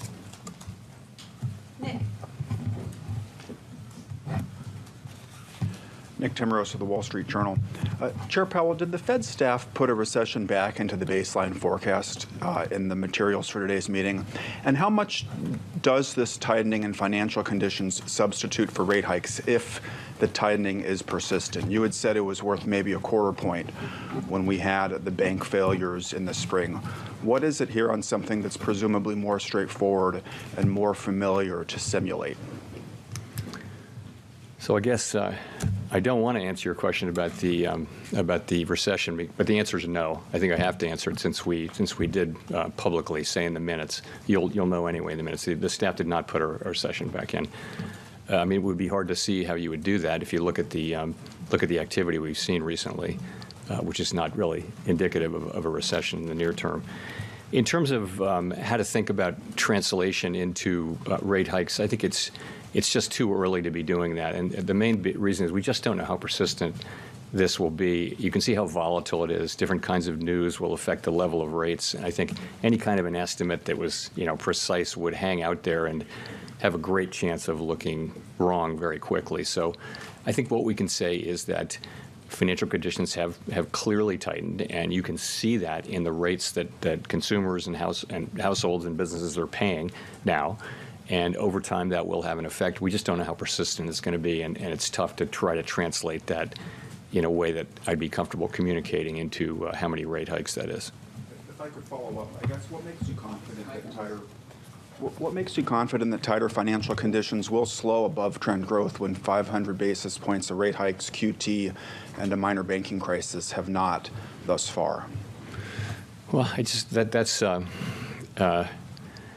the way our policy works is, and sometimes it works with lags, of course, which can be long and variable. But ultimately, if you raise raise interest rates, you do see those effects, and you see those effects in the economy now. You see what's happening in the housing market. You're seeing that now. You'll see, if you look at surveys of people, it's not a good time, they think, to buy durable goods of various kinds because rates are so high now. I mentioned again, we're getting reports from housing that the effects of this could be quite significant. But you're right. This has been a resilient economy, and it's, I think, been surprising in its resilience. And there are a number of possible reasons why that may be. Our job is to achieve maximum employment and price stability, and so we take the economy as it comes. It has been resilient, so we take it as it is. Colby. Thank you. Colby Smith with the Financial Times. In terms of the thresholds that you've laid out of what could warrant further tightening, the additional evidence of persistently above trend growth or some kind of reversal in the recent easing of labor market tightness, that seems to suggest something more powerful than just one more quarter point rate hike would be necessary. And I'm just curious if that's how the committee sees it. So we've identified those factors. Those were not meant to be the only factors or a specific test that we're going to be applying with some metrics behind it. Really, we're going to be looking at the broader picture. And what's happening with our progress toward the 2% inflation goal? Is the labor market continuing to broadly cool off and achieve a better balance? We'll be looking at that. Growth, we look at growth insofar as it has implications for our two mandate goals. We look at that. And we look at broader financial conditions. So we'll be looking at all of those things as we reach a judgment, whether we need to further tighten policy. And if we do reach that judgment, then we will further tighten policy. Okay. And just in terms of the tightening of financial conditions, if that is having some kind of offsetting effect in terms of the need to potentially, again, raise rates, what then is the potential impact on the trajectory of rate cuts? Could we see those maybe pulled forward or have to see more than what the September SEP indicated? So the fact is the committee is not thinking about rate cuts right now at all. We're not talking about rate cuts. We're still very focused on the first question, which is, have we achieved a stance of monetary policy that's sufficiently restrictive to bring inflation down to 2% over time, sustainably? That is the question we're focusing on. The next question, as you know, will be, for how long will we remain restrictive? Will policy remain restrictive? And what we said there is that we'll keep policy restrictive until we're confident that inflation is on a sustainable path down to 2%. That'll be the next question. But honestly, right now, we're really tightly focused on the first question. The question of rates cuts just doesn't come up because I think it's so important to get that first question, as close to right as you can.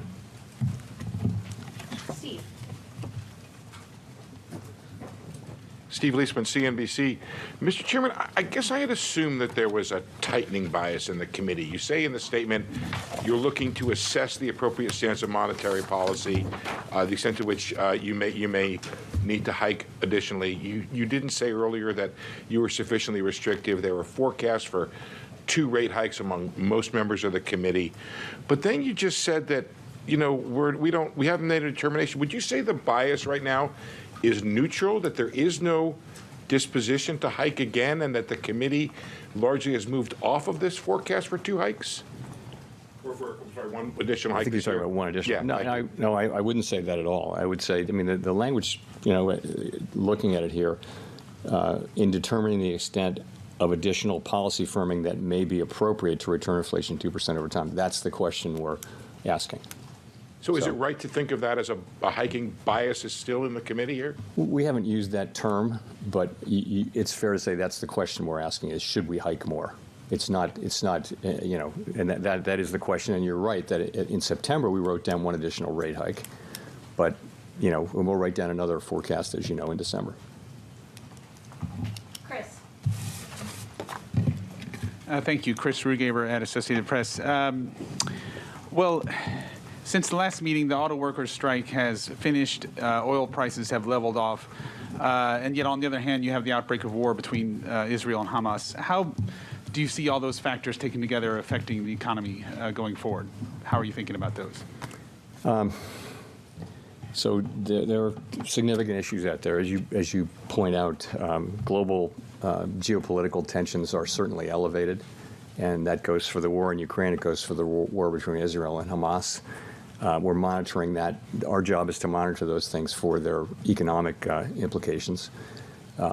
So the UAW strike, as you point out, appears to be coming to an end. Oil prices have flattened out. They haven't gone down, but I guess they've gone down a little bit from their earlier peak.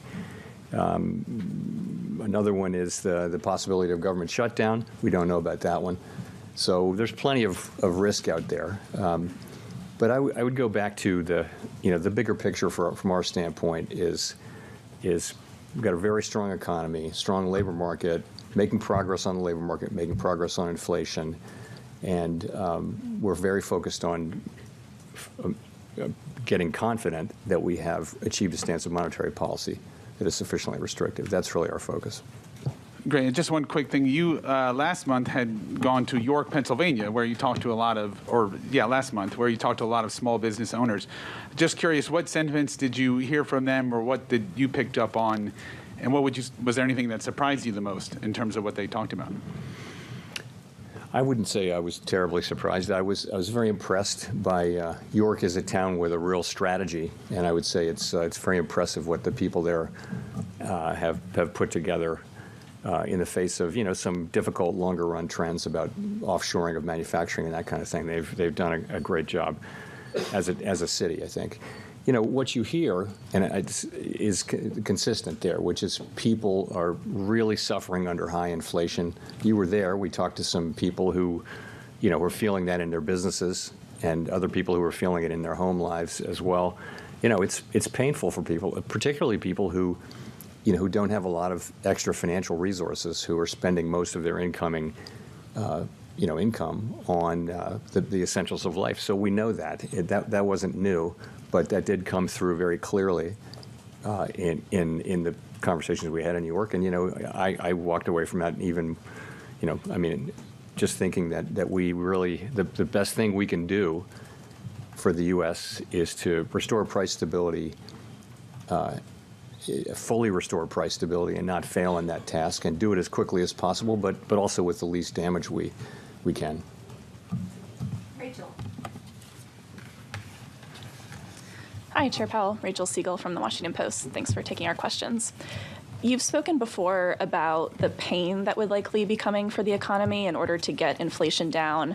But since the economy has not responded to rate hikes in ways that would normally be expected, have you changed your views on that at all, on how necessary or inevitable that kind of pain would be, say, for the labor market or overall growth? Well, I think everyone has been very gratified to see that we've been able to achieve, pretty significant progress on inflation without seeing the kind of increase in unemployment that has been very typical of rate hiking cycles like this one. So that's a historically unusual and very welcome result. And the same is true of growth. We've been saying that we need to see below potential growth, and growth has been strong, but yet we're still seeing this. I still believe, and my colleagues, for the most part, I think still believe that it is likely to be true. It is still likely to be true, not a certainty, but likely that we will need to see some slower growth and some softening in the labor market conditions to get to fully restore price stability. So, but it's only a good thing that we haven't seen, and I think we know why. Since we lifted off, we have understood that there are really two processes at work here. One of which is the unwinding of the distortions to both supply and demand from the pandemic and the response to the pandemic, and the other is restrictive monetary policy, which is moderating demand and giving the supply side time to recover, time and space to recover. So you see those two forces now working together to bring down inflation. But it's that first one can bring down inflation without the need for higher unemployment or slower growth. It's supply side improvements like shortages and bottlenecks and that kind of thing going away. It's getting a significant increase in the size of the labor market now, both from labor force participation and from immigration. That's a big supply side, gain that is really helping the economy. And it's part of why GDP is so high, is because we're getting that supply. So we welcome that. But I think those things will run their course, and we're probably still going to be left, we think, and I think, we'll still be left with some ground to cover to get back to full price stability, and that's where monetary policy and what we do with demand is still going to be important. Against that backdrop, if you've gotten any clarity on lags, if you have an economy that's been so resilient to high rate increases, does that suggest to you that there isn't necessarily this huge wave of tightening that's still coming through the pipeline and that it may have already come into effect? I continue to think it's very hard to say. So it's been 1 year at this meeting. 1 year ago, this was the fourth of our 75 basis points hikes. So that's a full year since then. I think we are seeing the effects of all the hiking we did last year, and this year we're seeing it. It's very hard to know exactly what that might be. But you can, for example, an example of where you wouldn't have felt this yet is debt that had been termed out. But it's going to come due and have to get rolled over next year or the year after. So, and there are little things like that where the effects are just taking time to get into the economy. So I think we have to make monetary policy under great uncertainty about how long the lags are. I think trying to get a clear answer and say, I'm just going to assume this, is really not a good way to do it. And this is one of the reasons why we have slowed the process down this year, was to give monetary policy time to get into the economy. And it takes time, we know that, and you can't rush it. So slowing down is giving us, I think, a better sense of how much more we need to do if we need to do more. Michael McKee from Bloomberg Television and Radio. I'm trying to connect the dots here. One quick clarification I want to ask about Rachel's question is, you said you need slower growth. You had always said before a period of lower than trend growth. Has that changed? And two, it sounds to me like you're basically saying here that the dot plot's out the window, that every meeting is live with the possibility of a rate increase for right now. Doesn't matter about the turn of the year, and that there's not an objective way to determine whether or not you've got enough tightening in the system. It's just going to be a subjective judgment meeting by meeting. Well, so let's talk about the dot plot first. So the dot plot is a picture in time of what the people in the committee thinks is likely to be appropriate monetary policy in light of their own personal economic forecast. In principle, when things change, that's not like a plan that anybody's agreed to or that we will do. That's a forecast that would change, for example. I mean, many things could change that would cause people to say, I wouldn't write down that dot, 6 weeks later. Think of the number of things that could change your mind on that. So I think the efficacy of the dot plot probably decays over the 3-month period between that meeting and the next meeting. But nonetheless, it's out there, and we do personally update our forecast, but we don't formally update the dot plot. So, I think we try to be as transparent as we can about the way we're thinking about these things. We're laying out there our thinking, and as we approach the meeting, we'll all be, my colleagues and I will be talking about how we're processing that data. In terms of, we're not really changing the way, in terms of growth, what I said was below potential. So what you have here recently is growth that is temporarily, potential growth is elevated for a year or two right now over its trend level. So the right way to think about it is what's potential growth this year. People think trend growth over a long period of time is a little bit less than 2%, or I would say just around 2%. But what we've had is with the improvement in the size of the labor force, as I mentioned, through both participation and immigration, and with the better functioning in the labor market, and with the unwinding of the supply chain and shortages and those kinds of things, you're seeing actually elevated potential growth. There's catch-up growth that can happen in potential, and that means that if you could be growing at 2% this year and still be growing below the increase in the potential output of the economy. I hope that's clear. That's really what's going on. That's why I would say it as below potential. But if you could clarify what I asked about the meeting by meeting, are we essentially now supposed to assume that it's a meeting by meeting, live meeting with a chance of a rate increase that will be decided on subjective criteria rather than objective at each meeting? I don't know that I want to just accept anybody's characterization of it. I'll tell you how we're doing this. So we're going meeting by meeting.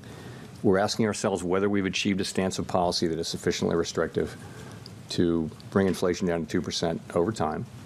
That's the question we're asking. We're looking at the full range of economic data, including financial conditions and all of those things that we look at. And then we've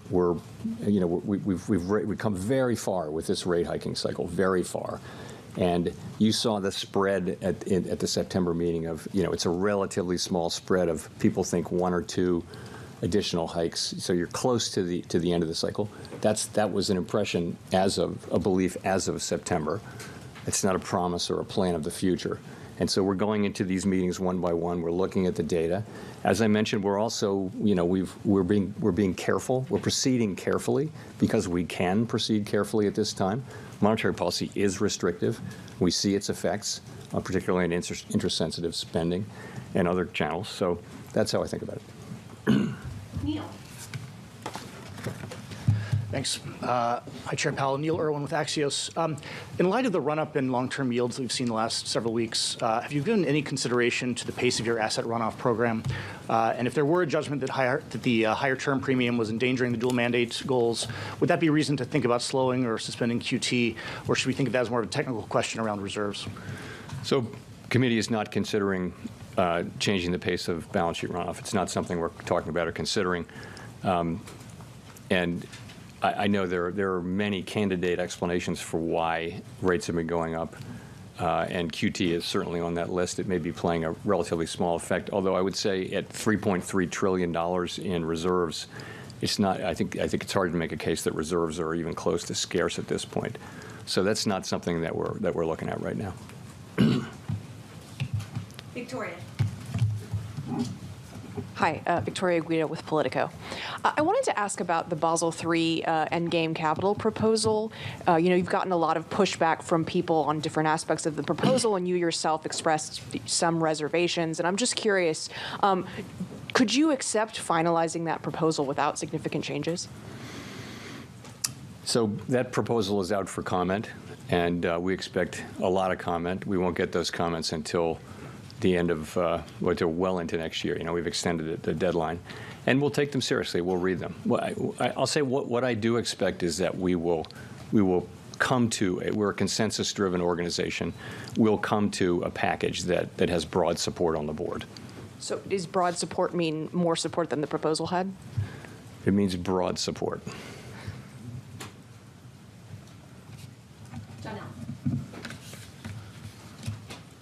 Janelle Marte with Bloomberg. So in addition to persistence, when you look at long-term Treasury yields, what else are you watching to evaluate how those tighter financial conditions are hitting the economy and if it will lessen the need for further tightening? Also, do you think that those higher yields could affect banking stress?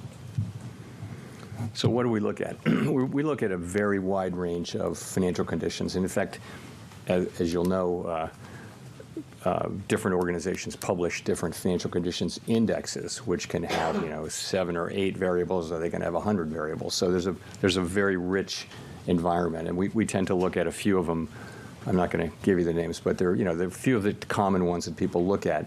And so they're looking at things like the level of the dollar, the level of equity prices, the level of rates, the credit spreads. Sometimes they're pulling in credit availability and things like that. So it isn't any one thing. We would never look at, for example, long-term Treasury rates in isolation, nor will we ignore them. But we would look at them as part of a broader picture. And they do play a role, of course, in many of the major standard financial condition indexes. Your second question was on the banking stress. Banking stress. So it's something we're watching. As you know, we did have there were issues with interest rate risk and also funding uninsured deposits in the things we went through in March and thereafter. And so we've been working a lot with financial institutions to make sure that they have good funding plans and that they have a plan for how to deal with the kind of portfolio unrealized losses that they have. We do think the banking system is quite resilient. We had a handful of bank failures, but so that's what we're out there doing, and we don't have any reason to think that these rate hikes are materially changing that picture, which is one of a strong banking system and one where there's a strong focus by banks and by supervisors on liquidity, on funding, and those sorts of things.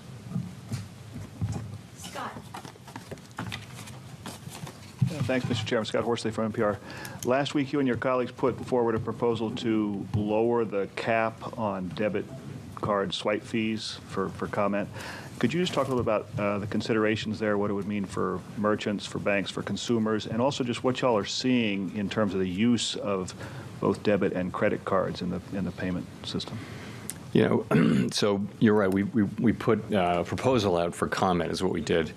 And this is a job that Congress assigned us, as you of course know, in Dodd-Frank, and all we can really do is faithfully implement the statute. That's all we're trying to do. What else can we really do? It's a 90-day comment period. We typically don't comment on these things once they're out for comment, and we do hope that stakeholders, and we know that they will use this opportunity to express their views. They haven't been shy about that. So that's critical, and that's what I can say about that now. Thank you. Thanks, Chair. Edward Lawrence with Fox Business. So over the last 3 months, the year-over-year PCE inflation was at 3.4%, core well over 3%. You've said in the past 2% remains the Federal Reserve target, but with no rate increase today, how long would you be okay then with a 3% or 3% plus overall inflation? The progress is probably going to come in lumps and be bumpy, but we're making progress. I think the core PCE came down by almost 60 basis points in the third quarter.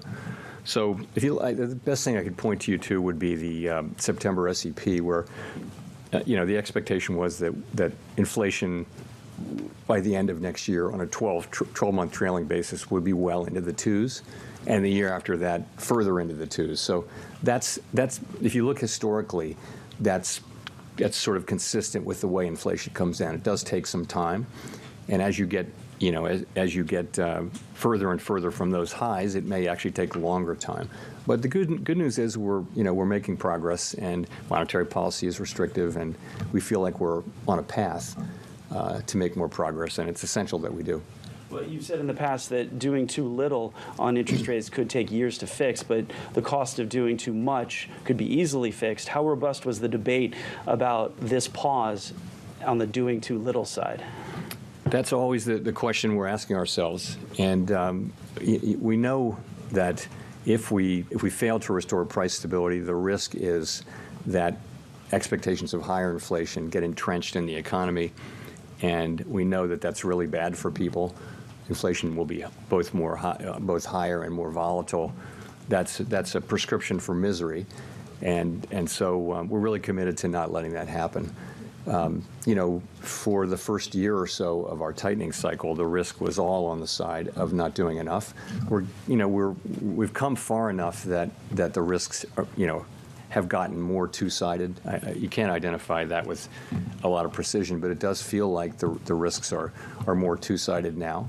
But we're committed to getting inflation back down to our target over time, and we will. Simon. Simon Rabinovich with The Economist. Quick follow-up to the question about banking stresses. You talked about how the banking system is resilient. Of course, part of the resilience of the past year stems from the Bank Term Funding Program that you launched in March. Given that bond prices have not recovered, that unrealized losses are probably mounting, how likely is it that you might have to extend that program in March next year? Good question. We haven't really been thinking about that yet. It's November 1, and that's a decision we'll be making in the first quarter of next year. Okay. Sorry, quick separate question about inflation expectations. The Michigan Sentiment Survey showed a big jump in 1 year ahead inflation expectations last month from 3.2 to 4.2. Last year, you said that particular survey was a really decisive factor in one of your rate hike decisions. If it stays elevated next time around, how big of an input will that be into your December thinking? Yeah, we look at a range of things. I think the UM thing got blown out of proportion a little bit. It was actually a preliminary estimate that got revised away, and I said it was preliminary but that didn't get picked up. So we look at many things, and so really look across the broad array of surveys and also market-based estimates, and we do that really carefully at every meeting and between meetings. And it's just clear that inflation expectations are in a good place. The public does believe that inflation will get back down to 2% over time, and it will. They're right. So, and there's no real crack in that armor. You can always find one reading that is a little bit out of whack, but honestly, the bulk of them are just very clear that the public believes that inflation will come down, and that's, of course, we believe that's critical in winning the battle. Hi, Chair Powell. Megan Casella with Barron's. Thanks for taking our questions. I wanted to see if you could talk about the neutral rate. You mentioned today that you're still debating whether rates are sufficiently restrictive, and you've recently said that evidence is suggesting policy is not too tight right now. So I was curious if you could elaborate on that at all and whether that means the neutral rate, in your view, has risen. Yeah. So first thing to say is that it's very important. It's a very important variable in the way we think about monetary policy, but you can't identify it with any precision in real time, and we know that. So you have to just take that. You have to take your estimate of it with a grain of salt. What we know now is, within a range of estimates of the neutral rate, policy is restrictive, and it's therefore putting downward pressure on economic activity, hiring, and inflation. So we do talk about this. There's not any debate or attempt to sort of agree as a group on whether R-star has moved or not. Some people think it has. Some people haven't said that don't think it has. Ultimately, it's unknowable, and so really, again, what we're focused on is looking at the data and giving ourselves a little more time now to look carefully at the data by being careful in our moves. Does it feel like monetary policy is restrictive enough to bring inflation down to 2% over time? That's the question we're asking ourselves. I think years from now, economists will be revising their estimates of R-star as it existed on November 1, 2023. We can't really wait for that in making policy. We have to we have to have those models and look at them and think about them, but ultimately we've got to look at the effects that policy is having, accounting for the lags, which makes it difficult. If I could follow up on a wages point earlier, you talked about the inflation outlook, but I'm curious if you have any concerns whether wage inflation at its current level could risk pushing up overall inflation or reacceleration. So if you look at the broad range of wages, wage increases have really come down significantly over the course of the last 18 months to a level where they're substantially closer to that level that would be consistent with 2% inflation over time, making standard assumptions about productivity over time. So it's much closer than it was. And that's true of the ECI, which is the one that we got this week. It's true of average hourly earnings and compensation per hour too. So, and all of them are kind of saying that, which is great. And you have to look at a group of them because any one of them can be idiosyncratic in any given reading. So that's what you see. And so what you saw with the ECI reading was, if you look back a couple, comes out 4 times a year. If you look back a couple of quarters, you'll see it was much higher, and then it came down substantially in June. And then the September reading was more or less at the same level as the June reading. So in a way, it's just validating that decline. And it was very close to our expectations internally, too. So I think we feel good about that. Also, I would say it isn't, in my thinking, it's not the case that wages have been the principal driver of inflation so far. Although I do think it's fair to say that as we go forward, as monetary policy becomes more important relative to the supply side issues I talked about and the unwinding of the pandemic effects, it may be that the labor market becomes more important over time too. Nancy. Hi, Nancy Marshall-Genzer with Marketplace. Chair Powell, are you now as concerned about overshooting and raising interest rates too much as you are about getting inflation down to the 2% target? So as I mentioned, I think for much of the last year and a half, the concern was not doing too much, not doing enough.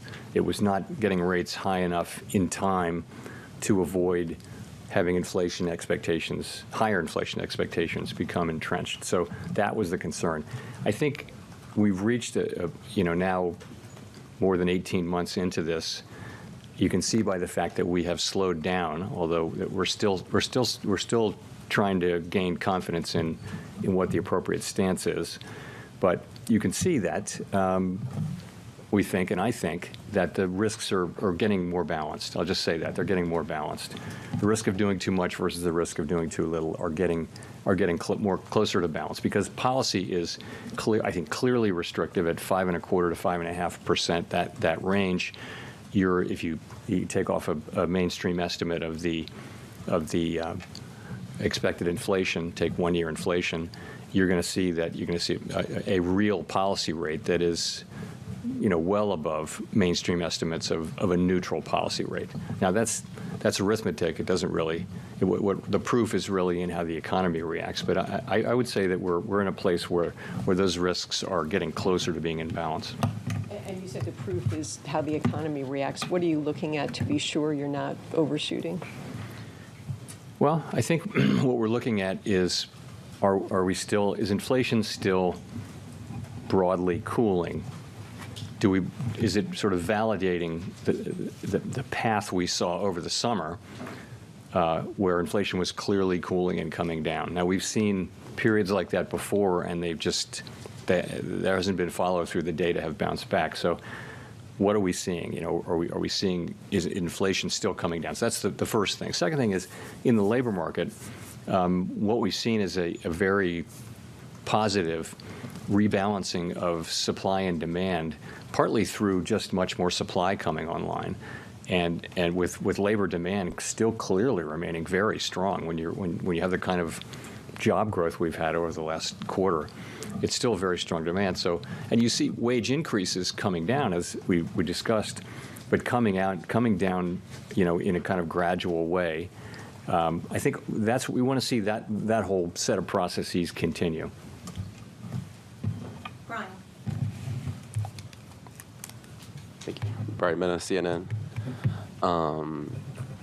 Do you think that has been any structural change in either consumption or in the job market that's pushing up consumption? You obviously saw the third quarter GDP figures, which were strong, and some economists have expected revenge spending to have fizzled out by now. So I'm kind of wondering if there's been any structural change in consumption. I wouldn't say there's been a structural change in consumption. I would say it's certainly been strong. And so a couple of things. We may have underestimated the balance sheet strength of households and small businesses, and that may be part of it. There may be, we've been, like everyone else, trying to estimate the amount of savings that households have from the pandemic when they couldn't spend on services really at all, or in-person services. And, there can still be more of that than we think. Although at a certain point, we're going to be getting back to pre-pandemic levels of savings. We may not be there yet. So clearly people are still spending. The dynamic has been really strong job creation with now wages that are higher than inflation in the aggregate anyway. And that raises real disposable income, and that raises spending, which continues to drive more hiring. And so you've had a really, that whole dynamic has been, and also at the same time, the pandemic effects are wearing off so that goods availability, automobile availability is better, or was better. I think it still is. And from a business standpoint, there are more people to hire, and there's more labor supply. So the whole thing has led to more growth, more spending, and that kind of thing. And it's been good. And the thing is, we've been achieving progress on inflation in the middle of this. So it's been a dynamic. The question is, how long can that continue? And I just think the existence of this second set of factors at this time, which is the unwinding of the pandemic effects, that's what makes this cycle unique, I think. And we're still learning. Took longer for that process to begin than we thought, and we're still learning about how it plays out. That's all we can do. So to Daniel for the last question. Thank you, Chair Powell. Daniel Avis from Agence France-Presse. Just a quick question following up on an earlier one. With regards to the Israel-Hamas conflict, the Fed's financial stability report said the Israel-Hamas conflict and the conflict in Ukraine pose important risks to global economic activity, including the possibility of sustained disruptions to regional trade in food, energy, and other commodities. You've had organizations like the World Bank warning of a possible surge in oil prices if the war spreads to other countries in the region. I'm just wondering how the Fed is monitoring these developments in the Middle East. You mentioned they are, and just what the potential economic impact could be if the conflict does spread to other countries in the region. Thank you. I wouldn't want to speculate too much, but I'll just say, so, really the question there is, does the war spread more widely, and does it start to do things like affect oil prices in particular, since this is the Middle East we're talking about? The price of oil has really not reacted very much so far to this. As the Fed, as the Federal Open Market Committee, our job is really to understand the economy and the economic effects. And it isn't clear at this point that the conflict in the Middle East is on track to have significant economic effects. That doesn't mean it isn't incredibly important and something for people to, to take great, really important notice of, but it may or may not turn out to be something that matters for the Federal Open Market Committee as an economic body. But what the Financial Stability Report does is it calls out risks, and that's what it's doing, is calling out a risk of that. And the war in Ukraine, the same. The war in Ukraine, did have immediately very significant macroeconomic implications because of the connection to commodities. So, thank you. Thank you. Thanks very much. It was Fed Chair Jay Powell speaking for almost an hour, 50 minutes. This is the Fed decide. The FOMC report, Jerome Powell. As you can see, my studio has turned green just on the button right there. It's not stable green, but I actually did sell some Apple and some Amazon. I was 38% up on Amazon. Just a couple of percent profit on Apple, but they are both overvalued, and I'm glad to make a profit from them, reduce my margin position, so I'm very happy to do that, and that's good. Took some profit off the table, and only a small amount, but every penny counts. And I'm very happy with that. Now then, during that, we will have a discussion now. Obviously, we're not doing the closing bell. This is the closing bell because it overran like last time, so there's absolutely no sense doing that. We've got a new member to celebrate. This is our guest from Turkey. We do actually have members already from Turkey, so I can't add a new flag today. Berk Kolagoglu,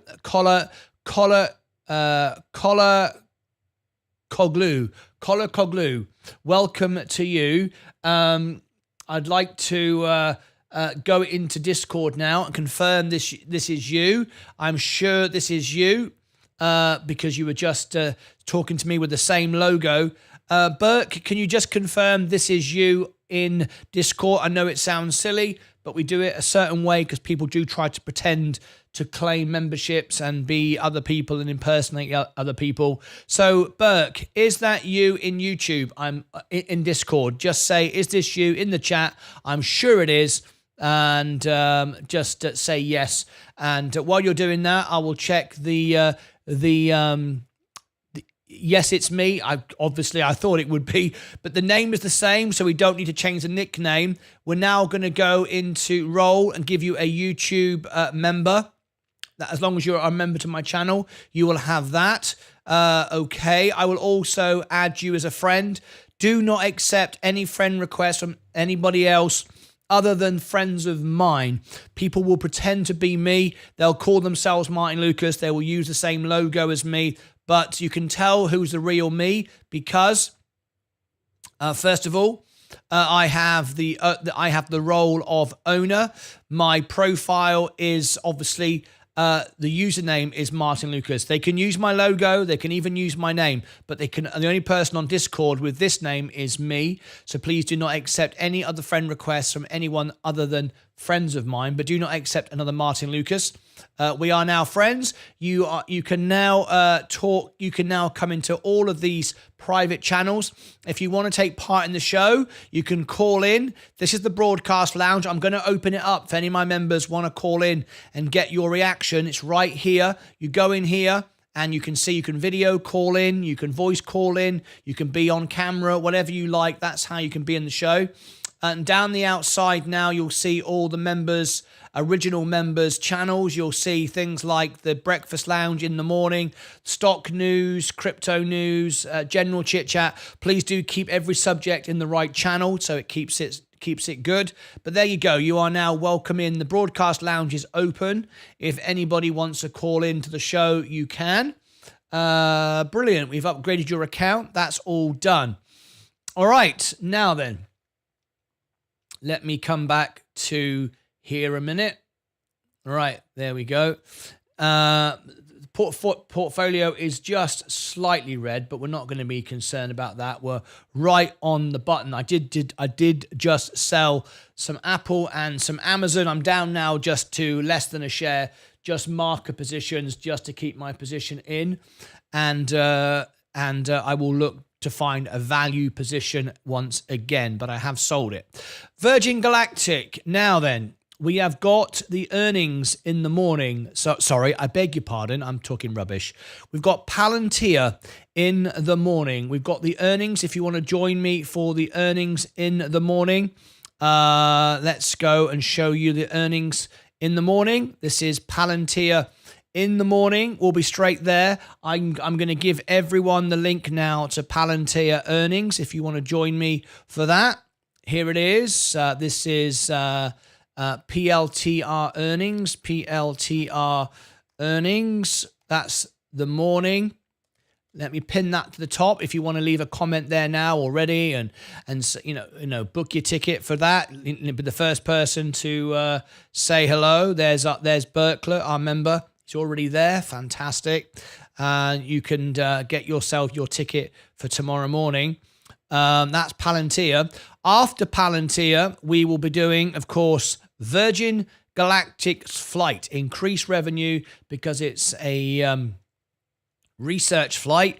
We'll then have the closing bell, and we'll then have Apple earnings, which I expect to see a bit of volatility, which is why I took my profits, because we are seeing deflation now, and then new computers are coming down in price, so I took a profit. Amazon as well, took a profit, and see if I can buy them back lower.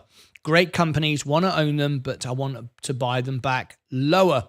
Right, okay, let's turn the studio red again, unfortunately, but I've trimmed off when it was up, which is good. Let's have a look. Let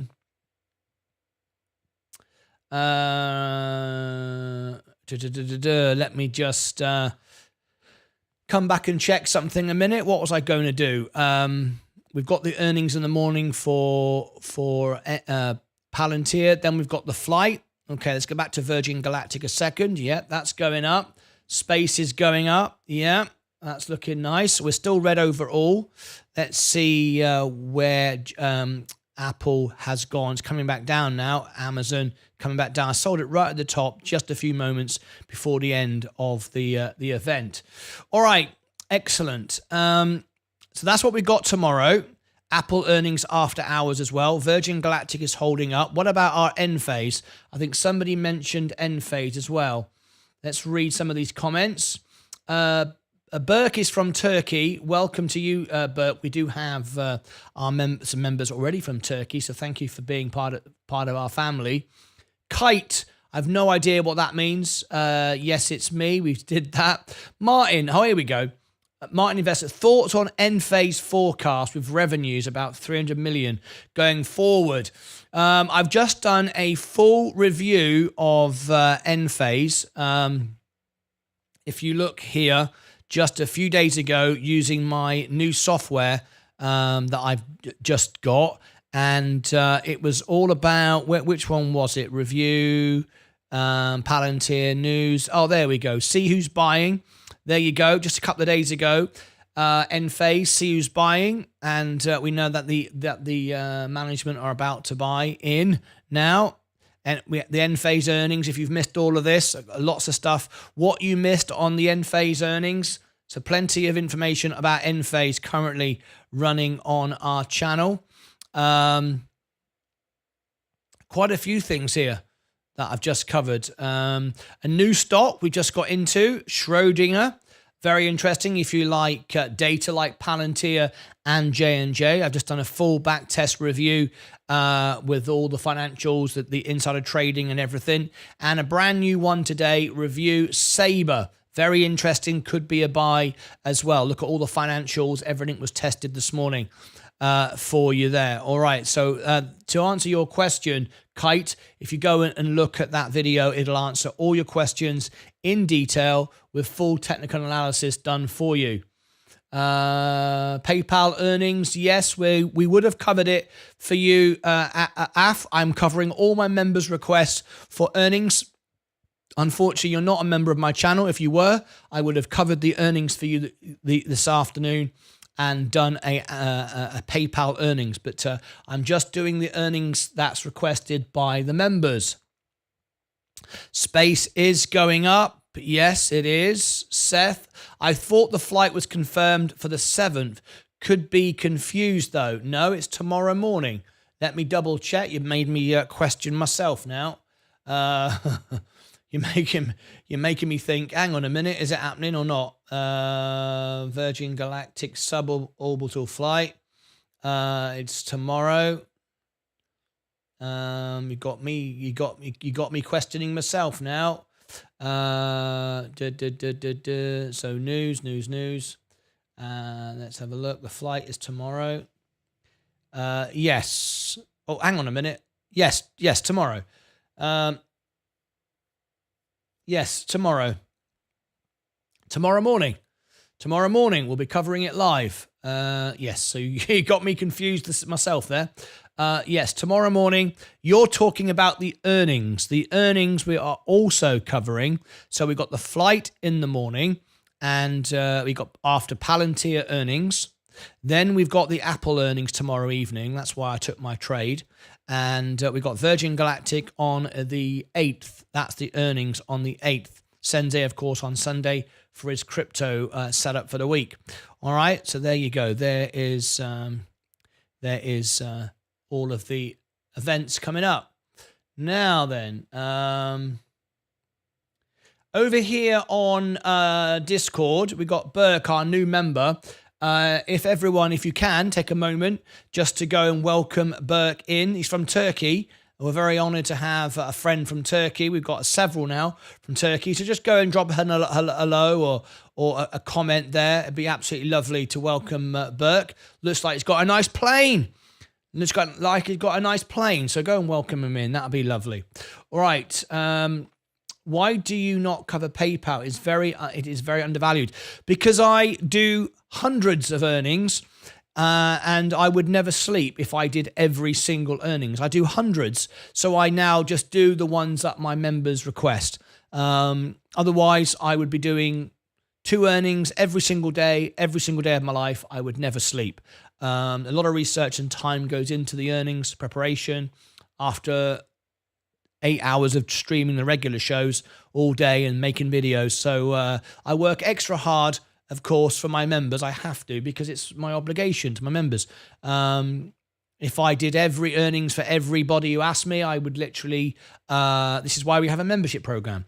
I would be doing earnings twice a day, 5 days a week, 360 days a year. So anyway, just got a nice welcome from Seth Houston. Just welcomed Burke in. Thank you ever so much for that. Let me give that a nice bit of love. There we go. Thank you, Seth. Appreciate that a lot. And I'm sure Burke will feel very welcome. Right. Okay, sweet. Yes, that's what it is. The earnings. Yes, the earnings. Indeed, it is. Right. Let me just change that a minute. 25 minutes before the bell goes. Let's see how we go into the after hours. Why aren't we not red? We should be green. There we go. What do you call it? The FOMC was as expected, a rate pause. Don't forget, Jerome Powell doesn't want to say everything's great and get everyone to go crazy. It was exactly as expected. It went exactly as we thought it would. So that's 2 now in a row. We've been spot on. In fact, we've been spot on nearly all of last year and this year. So it's all good. And just I've got to have patience now for the spring. Palantir. If I can get a small profit out of this by the morning, I will, and then buy it back. Gold, S&P, Amazon, I just sold. Apple, I just sold. Next Era Energy going up, I'm holding it. Enphase is coming back up. Now, it has been mentioned that after hours we might get Solar Edge. So we're not covering the earnings tonight. No one's requested an earnings tonight. So we haven't done that tonight, but let's Solar Edge. They are reporting tonight. They may get a effect. So available after hours.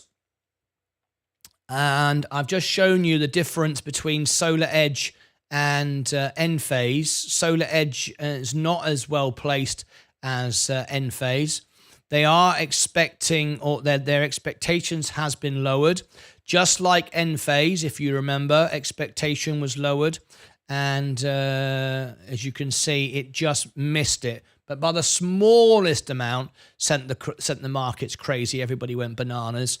Let's see what happens. If Solar Edge does come in lower, it could affect the short-term position bounce or drop for Enphase. So I'm still looking for that dip if I can get it. Let's have a look. Will you cover Plug's earnings? Yes, Delph, I am covering it. I know you're not a member, but it has been requested by one of our members, so I will be covering it. What do I think about Jay Powell's speech? To me, sounds more dovish on interest rates being at the peak and more likely to drop rates. I totally agree. Exactly what I said. He can't say everything's great though, because everything isn't great, but he can't send the wrong signals and, encourage everyone to go crazy and buy in. Guess who's here? Sherry is here. Sherry, you've signed in with the wrong account again. Sherry, you've signed in with the wrong accounts. Sherry is one of our members. Unfortunately, she signed in with the wrong account again. And I'm just about to go members only as well for the last few minutes, Cherry. So you've just come in at the right moment to say hello, but I'm just about to go members only again. So you need to be signed in with the account that you have membership on.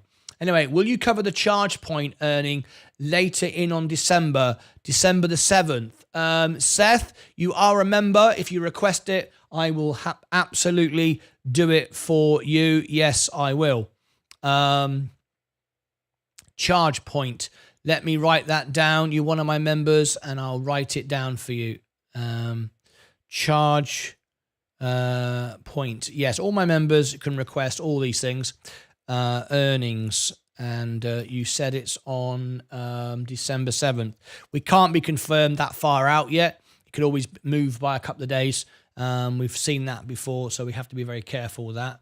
It's not always that accurate, that far ahead. but I will take note of it. I'm planning on becoming a member on this account. Please send me a membership link. Okay, I will do that to you now. Here is the membership link. By the way, the membership link is just the page on my channel. It's nothing special. The membership link, you need to be either on an Android app or mobile, doesn't matter, or a computer. If you are using an iPhone, you need to go into, it won't work on the app. You'll have to go into the browser, whether it's Google Chrome or Safari, and request desktop version. And what you will see is this on the homepage of the channel, the membership link. And this is where you can upgrade or change your membership here. Doesn't show it for me because I'm already a member. All right, there you go. That's where you'll see it. Okay, right then. Looking green, looking good. I'm going to go back members only. We're going to finish in 20 minutes time. I am back first thing in the morning with the earnings for Palantir. I will be going through in detail the balance sheet of Palantir, the inside trading, what's going on that call as well. That's happening in the morning, so you won't miss any of that. Join us for that in the morning. Let me just send the show back to members again as we finish off our show so I can answer everyone's questions. Members only. Here we go. Okay, we are members only once again. There we go. So maybe it's because I have an older iPhone, I was able to subscribe for the Oh, maybe. I don't know. Yes, it doesn't show you on the app or the mobile on an iPhone. Maybe an older one. I don't know. Oh, there we go. Cherry is now a bronze member on this account. Welcome, Cherry.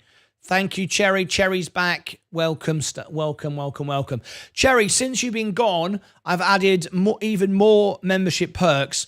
I am now doing a deal with many software providers, exclusive premium software providers, and also investing myself in extra software to bring you much more analysis on charts, in showing insider trading, who's buying, technical analysis, balance sheets, all of that stuff. A lot of you want to see all that.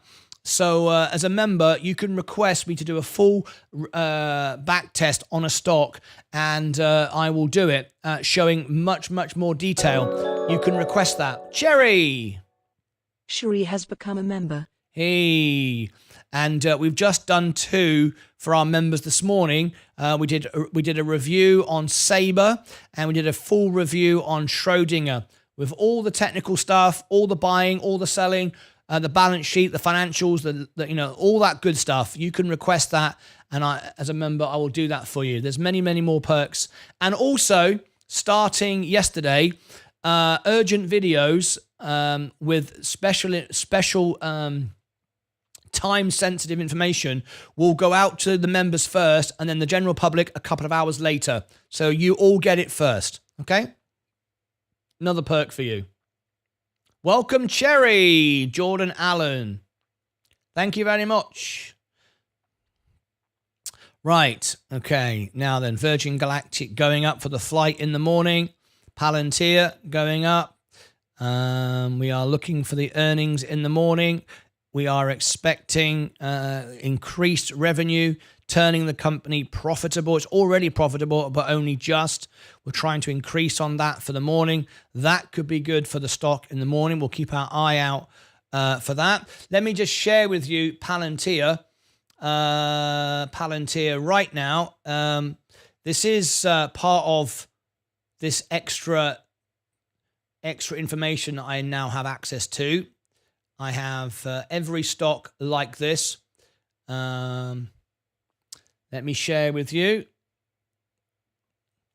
Okay, so the intrinsic value of Palantir, this is for the morning. Best case scenario, overvalued 50%, 57. Base case, 72. Worst case, 79. Very expensive, very much overvalued. If we look at all the metrics, all the way across the board, it's got a positive gross profit of 1.6 billion, and ROE, return on equity, is increasing. However, the intrinsic value, DCF, relative value, Wall Street target, they're all in the red. Not good at all. So don't get carried away with this. If we look at valuation history, As you can see, it's always been overvalued. It was better around here, but it's massively overvalued, very expensive. Don't get carried away.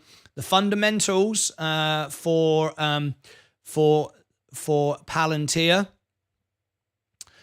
2 billion revenue, it's up 3%. That's good. Operating income is down 65.8 million. Is negative 65 million, beg your pardon, up 44%. That's improving. Net income is up 81%, 48.1 million. Operating cash flow up 7%. You can see some good metrics there. The assets, it's a good it's a good balance sheet. This is the balance sheet, very, very important. 4 billion on assets, as you can see there, and the liabilities is 1 billion. So we've got cash and short-term investments 3.1 billion, and liabilities, accounts payable 4.6 million. So we are in a good position from a balance sheet standpoint. That's always good to see. The efficiency of the company, how efficient is the company? How likely is it going to make money? 79% margins, of course, it's a software company. 79% margins, very, very nice indeed. So that's increasing. Operating margin is down 8%. Net margin is negative 20%. 10% FCF margin. You get the idea there. Okay, let's scroll on down. Fundamental scores, however, not that good. 35 profitability score. The gross profit is good. The ROIC is increasing. The ROIC is increasing, but the positive revenue growth forecast isn't great. Solvency 68. That's okay. It's not the best, but it certainly isn't the worst. It's in the better end, so it's not going to go bankrupt. The high Altman score is good. The short-term solvency is good. Low DE and long-term solvency. All that is good. Wall Street's giving some good targets. If we look at the targets for Palantir, well, I say good if you're looking at the high forecast of 77%, but if we're looking at the average and the lowest, then we are dramatically down. So it is very expensive. Wall Street don't look too far into the future with this kind of stock. This was the same sort of approach that we got with Tesla. Don't expect too much too soon. All right, ownership. This is not so good at all. Insider trading has been increasing until just very recently. The last insider trading, the last transaction was made on October the 2nd, just a few weeks ago, by the director who sold $351,000 worth of shares. So a lot of inside trading. It's overvalued. Be very, very careful. I like it, but we can't overpay for anything. Otherwise, we'll never make any money. All right. Let me just make a quick fix on something. You won't be able to see this, but I need to make a quick fix here because for some reason I've lost my button. Let me do that. It should change now. There we go. It's changed. All right. And let me go over. It's probably in a couple of places. Got a slight issue with this button. So let me go there as well.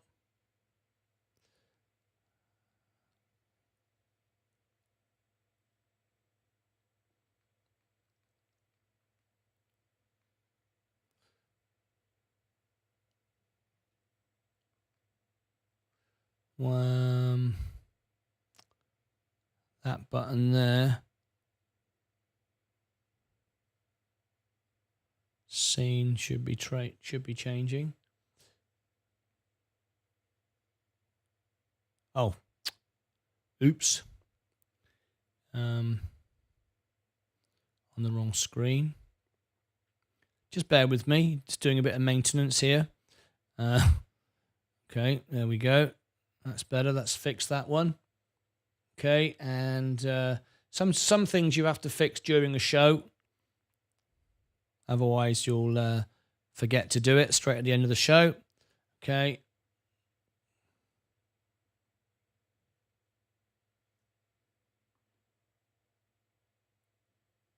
Okay, that's good. Production screen.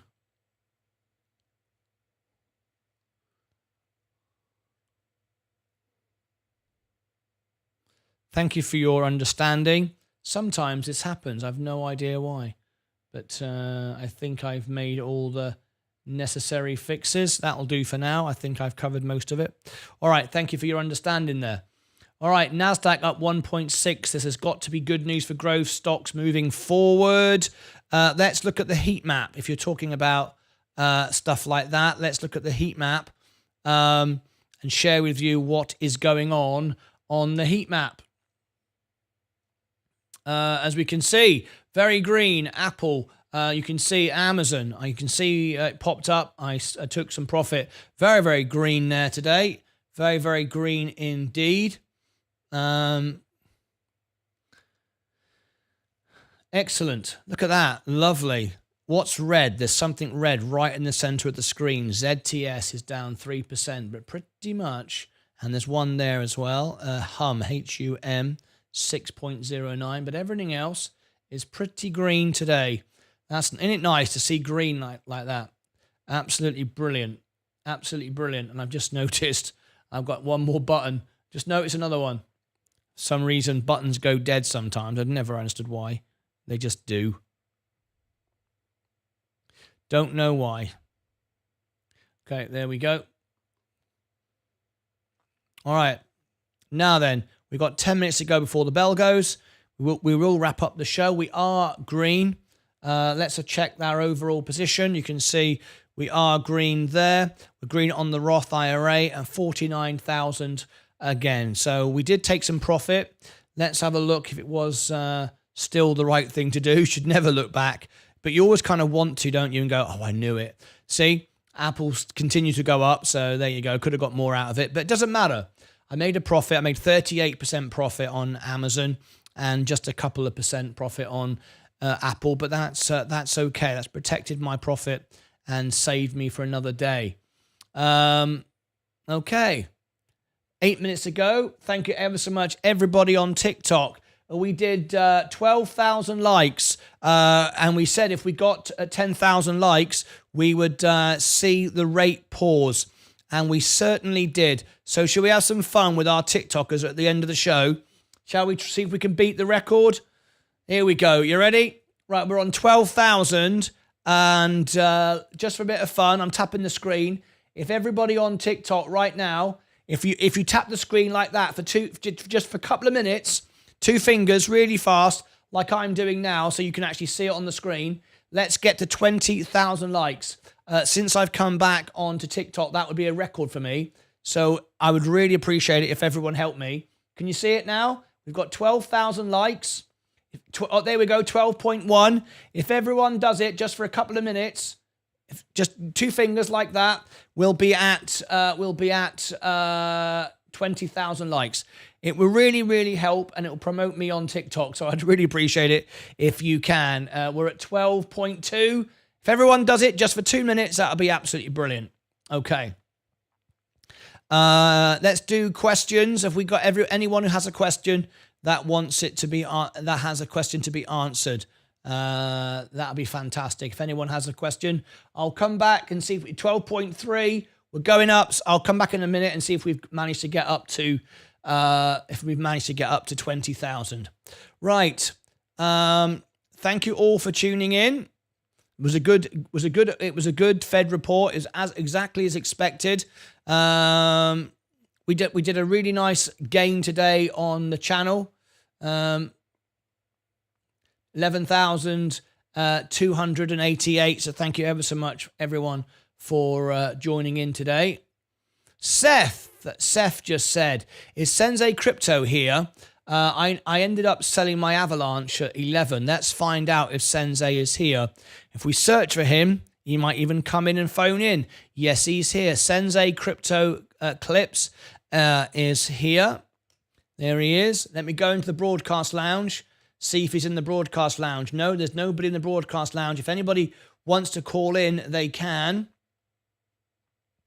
Desmond, this is our new member today. Is this Hang on a minute. Desmond.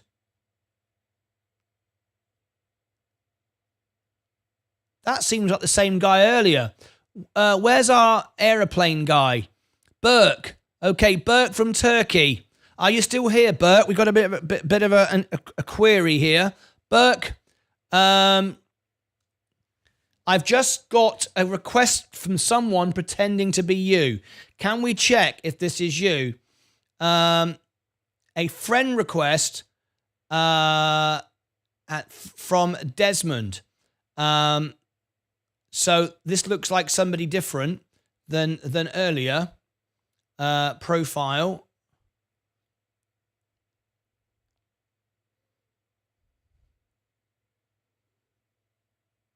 Let's see who this is here. Desmond. Got someone here called Desmond. I don't know if this is you. Let me just scroll down and have a quick look. Oh my gosh. Look at what's happened here. Look what's happened here. Folks, look in the chat.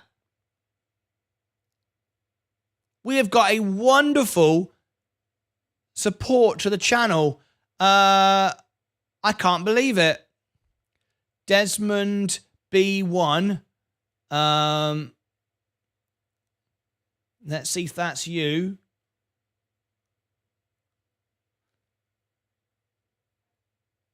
Profile. Desmond B1. That's the same person.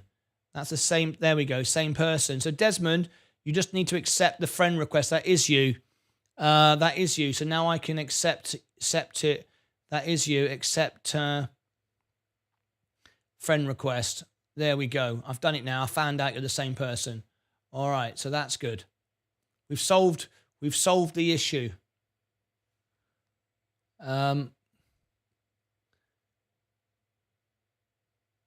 Okay, I am the Michelle. I've got someone coming here called I am the Michelle. If that is you, confirm it's you in the channel. I only accept friend requests from members. If that's you, let me know, and I will certainly accept your friend request. I am the Michelle. Just let me know. We have got a wonderful, I can't believe it, in the chat. It's going to come up in a second. We've got 3 minutes to go. I can't believe it. We've got to turn the studio red, I'm afraid, just for a second. Cherry has just done a wonderful super chat. My second highest ever super chat. Oh, that's me. Michelle Pogue. I am the Michelle. You are a YouTube member. Michelle Pogue. When did you become a member, Michelle? I need to upgrade your account. Wow, Cherry, the drinks are definitely on Martyn now after space earnings. Here it is. It didn't read anything out. You didn't write anything. Oh, she didn't write anything. If you write something in, it reads it out. If you do a super chat over $1, it reads out what you say. Cherry, I gotta celebrate that. That's a wonderful gift. Oh, look at that. Snowwolf 1999 has become a member. Good morning, everyone. There you go. That's how it reads it out. 5 months, Snowwolf. I got to celebrate, though. We've got to do a celebration. That was a wonderful, wonderful one there from Super Chat. A wonderful Super Chat from Cherry. Thank you ever so much. Look at that. Look at that. Brilliant. Thank you ever so much indeed. Absolutely awesome stuff. Thank you very, very much indeed for that wonderful super chat there. I can't believe it. That's amazing. Let me just turn the music off a second. And yeah, I can't believe it. Can't believe it. Thank you so much, Cherry. What a wonderful gift that was. So, Michelle Pogue. Yes, just now. Michelle Pogue. Okay, now then, you are a new member. So, go into Discord. And you said that's you, so I will upgrade your account in here. I will first of all accept you as a friend, and And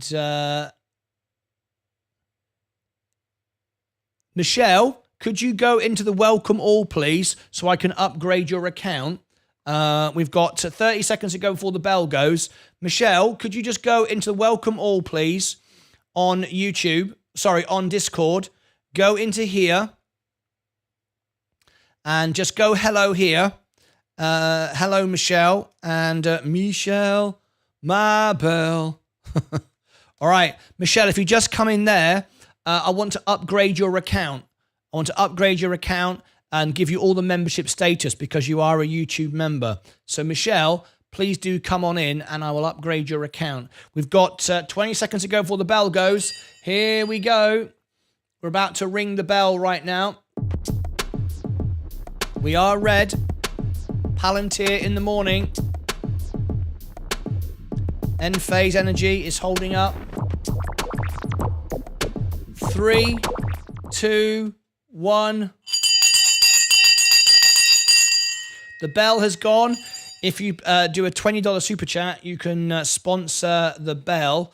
Michelle, if you could just go into Discord just so I can upgrade your account there and give you all your perks and benefits and explain how it all works. What do you think the open price will be tomorrow at the flight? Well, that's a very good question. I don't know the answer to that one right now. I will give it some thought, though. Jordan Allen. That's me, says Michelle Pogue. Wonderful. There she is. Michelle, hello. Just now. Became a member just now. Excellent. Good morning, everyone. Stephen Lewandowski, 14 months with the family. Look at that. So, Michelle, you may not be able to speak for 10 minutes. It does a security check when you first come in. Once you're in, you're in. But you need to verify your email, and I will upgrade your account and all the rest of it. So if you could just come in there, Michelle, that would be absolutely wonderful. All right, and I'll give you all your perks and benefits.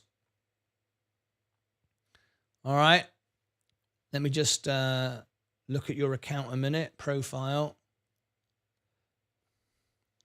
So Daisy. Stephen Lewandowski has become a member. 14 months with the family. Good luck, everyone. Brilliant, brilliant, brilliant. I just need Michelle to come in so I can do her account. I can't do it in the chat. You have to come into the server for me to be able to upgrade you. So if you want to get upgraded and be able to see all the channels and call into the show, I do need you to come into the welcome all. 14 months. Thanks for your channel. I made a lot of money since I found you on YouTube. I learned a lot from you. How lovely is that?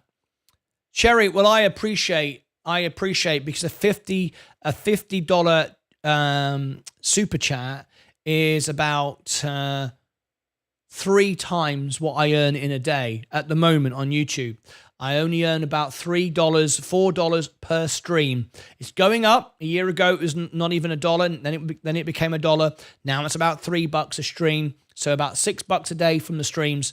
So a $50 super chat is a huge tip to me. So thank you very much indeed. What did we get on TikTok? We were trying to get to 20,000. What did we get? As I'm just waiting for Michelle. If we don't get time, I'll have to do it on another day, and hopefully Michelle will come back and join me. But let's have a look. What did we get on TikTok? We got up to 13.2 thousand likes. We need just 7 and a bit, and we'll be there. Just 7 and a bit. So if everyone could tap the like, there's 10 people watching on TikTok. If everyone could do it just for a minute, we'll be there. All right, the bell is now gone. We're just waiting to hear from Michelle. I don't know if Michelle is here or she's doing it, or she even knows I'm talking to her. I have no idea, but hopefully she will come back to me in a second and let me know, and then I can upgrade her account. But I'll have to go because we've got to prepare for the earnings in the morning. So let me just go through our positions. We are green again. There we go. The studio is green. We did take some profit from Amazon and Apple would like to buy in, but we need to buy it at lower prices. Palantir, we'd like to take a profit from it and buy it back lower. It's 4% to go. Maybe we'll rally tonight and I can take some profit and look for a better price. We've got gold. We've got Michelle. I have to enter the server. I will come back in the morning. Great, Michelle. Thank you. It takes 10 minutes to get signed up and go through it all. There. Day trade of the day. Yes, I will do that. Yes, Michelle, what you do, all you do is go into the server here, say hello. I can then upgrade you and show you all the channels and do all of that good stuff. And then you'll be able to call into the show, see all the members' trades and see what everybody's doing and all that other good stuff. All right? Okay. Now, for all of those of you that have become members today and all the rest of it, if you want to receive my birthday card and my newsletter, here is my newsletter link. It's martynlucas.com where everything is, okay? Here is my newsletter. You only need to put your email address in. It's secure. It's a secure server, and you'll get my newsletter. If you put your name in, it personalizes it. If you want to get a birthday message from me, then you put your birthday in there.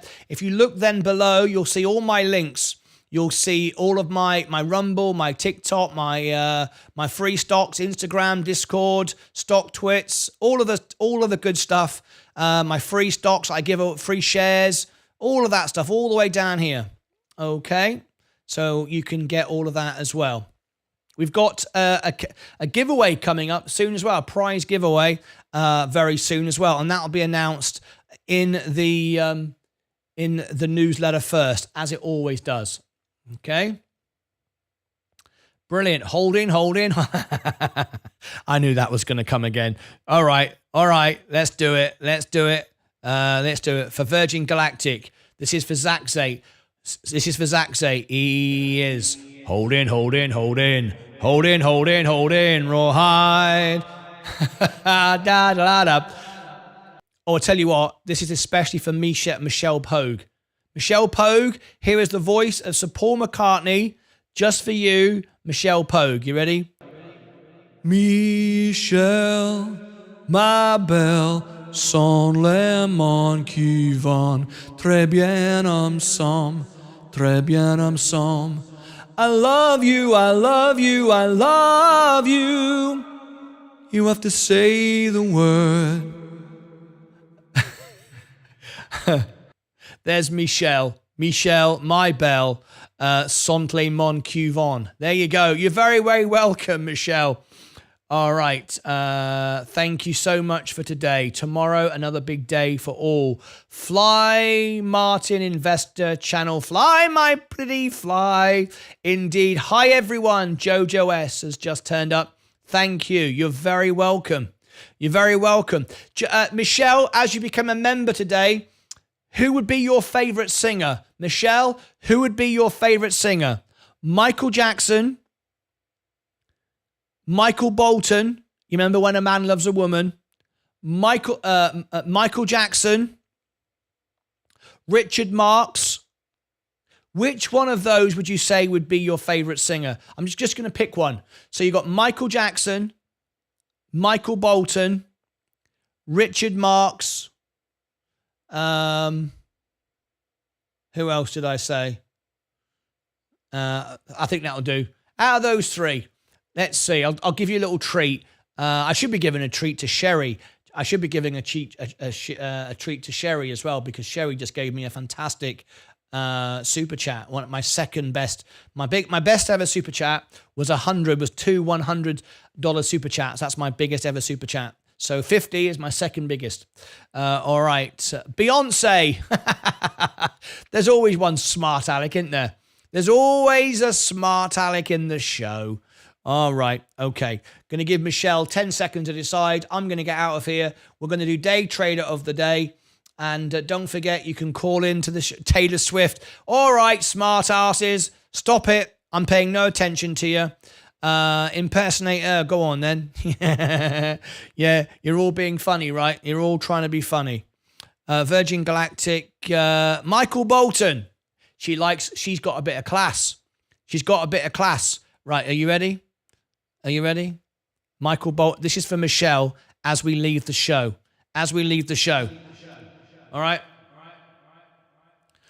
Well, a man loves a woman deep down his soul.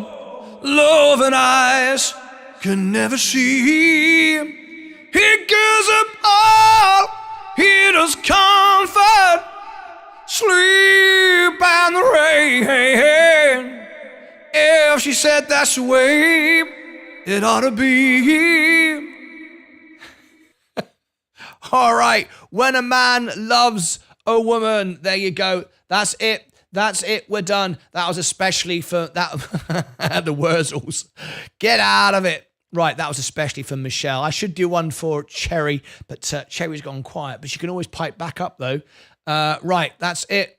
That's it. Time for Day Trader of the Day. You ready? Here we go. Are you up? Are you down? Are you red? Are you green? I am down 0.67%. There you go, down 0.67%. Thank you very much. On Friday night, it's music night on my music channel. This is my music channel. We do live concerts every Friday night. If you want to be part of my music, this is my tributes here. There's the Friday night's music night. I've just done a special tribute at the voice of Eric Clapton for Matthew Perry from Friends. I did a tribute with all the pictures of Matthew Perry. There you go. Tears in Heaven. That was done for Matthew Perry. If you like any of these kind of things, I have a music channel. If you want to go and check out Matthew's tribute, it was an honor to be able to do this one. There is the link to Matthew Perry's tribute. It shows all the images of Matthew. Very, very sad to see a young man, my age actually. So it's very, very young, by the way. This is what it sounds like. And carry on, 'cause I know I don't belong here in heaven. There we go. Just a little bit. I can't play too much for copyright. If you want to go and check out all of my tributes and all my music that's there on the homepage. We did a tribute to Sir Bobby Charlton, Earth Song for all of those involved in the war in Israel. Got the Jordan, the Gaza flag, and of course the Israel flag. What about all the things that you said we were to gain? That's my voice of Michael Jackson. If you want to go and check that one out, I will give you the link to that. This was very sad when I recorded this, the fighting going on. There's the link. You can have a little listen quickly.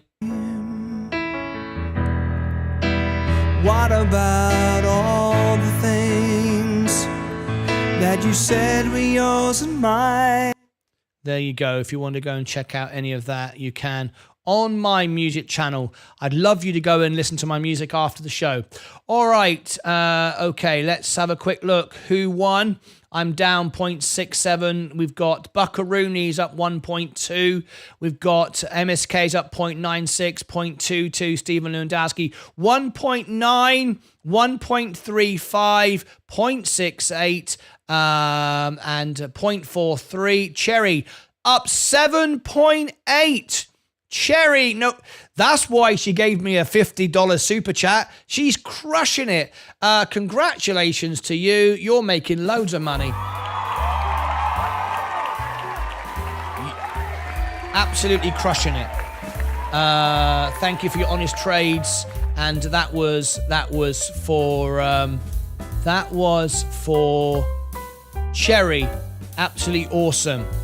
Well done indeed. Now then, we've got Sedge. Have we got the earnings? After hours. Solar Edge. Oh dear, oh dear. Solar Edge has collapsed. $12. down to 55 cents. That was worse than Enphase. As I thought, Solar Edge could go bust because their margins aren't anything like. So there goes Enphase. Now I can buy back with the money I've saved from Amazon and Apple. So here we go. Now we're getting the reaction. This is why we waited. This is why we waited. Now we can buy. Now we can buy. Let me get rid of the music because this is some serious numbers. 73. We've seen a massive drop. This is an overreaction. This is an overreaction. LOL, I bloody need it. What's that? What do you bloody need? Okay. Right, here we go. Buy with the money I just made.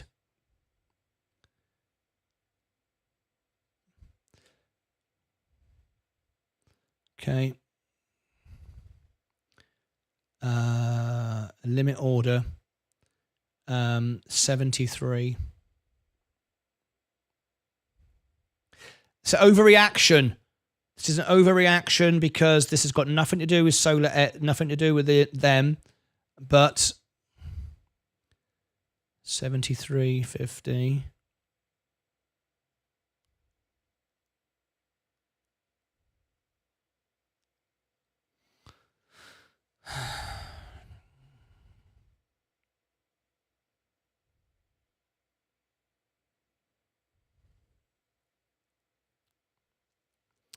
Okay. My average is 107, so this is a flipping great discount. I'm going to buy it $73.50, $1,000 worth. I'm not concerned about this. This presents another opportunity. You wait. This is where the management could buy in.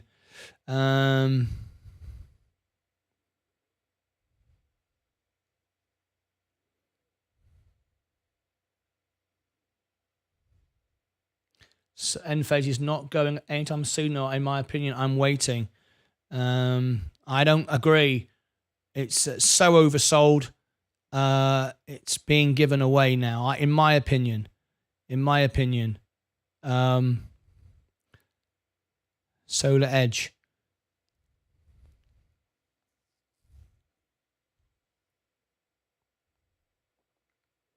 I'm putting the order in at 73.50. Oh, I got it. There we go.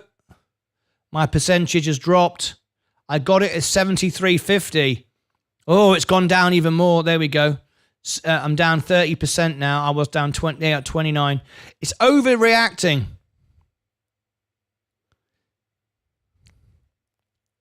So I'm in a much better position now because I was 30% down before this. I'm now 29% down after this. So we can get a bounce back. I'll be able to trim out. It's not going to keep going. I don't care what anyone says. It doesn't make any sense. I've got a 103. I was 110. I'm now on 103 now average. So there you go. I don't care what anyone says. It's not going to keep going down. That was a good tip, MSK and Nikunj, about Solar Edge. Very, very good tip, that. Solar Edge isn't anywhere near as has margins as capable as Enphase does. So I think Enphase is the better buy, especially with the extra discount. Let's have a look at my chart. Enphase now. That's going to be a really big discount now. Here's my dashboard. Enphase. Here we go. 70. Okay, worst case scenario, 76. All right, we are now, worst case, we are, we've just dropped from 76 to 72. So 76 was here. Another 6%. which means we're about 7% overvalued at the worst case scenario. That is phenomenal. I don't care what anyone says, it will not keep going down. Look, I'm going to share with you this chart here. This is very, very important, right? Worst case scenario, right? At worst case scenario, if you value the company at $66, worst case scenario, you are 13% overvalued, but that is at the price of 76. We've gone down another 7% since then. So if you value the company at 66, which is the absolute worst case scenario, you're about 7% overvalued on a high growth stock, which you only have to wait 2 quarters for. So with the money I took from Amazon and Apple and a little bit extra, I bought that, and I bought it to, what was the price? I bought it for $73.50. It's now 73. There we go. My average was 110. It dropped to oh, whoa, look. Oh, I thought it immediately popped back up then. It went from 110 down to 103. It's a massive drop. Okay. Now the idea is, if I can get it up, I will start to trim off a little bit because it's too much. I've got too much in it. But that's fine. I want to get that lower price. Enphase is not going anytime soon, says Jojo S. MSK, I told you the market would overreact at the Sedge earnings. You're absolutely spot on. And sell off Enphase. Once again, great insight from Nikunj Harrier. That was really good having that. Yeah, very, very good, Nikunj. Well done. CWH up nearly 10% on earnings. Another large holding of mine that pays 11% dividend. Very nice indeed. 10% and 11% dividend. That's very, very nice indeed. Okay. Right, that was an extra action. Let's have a quick look here a minute. I'm glad I sold my... I'm glad I sold Apple and Amazon to be able to do that. Let's see what NEE's carried on going up. Apple, yeah, I sold it about here, so I'm glad I did.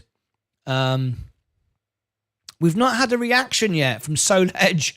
They'll be like, what's going on? How come Solar Edge didn't react by its own earnings, but yet another solar stock did? That's a bit bonkers.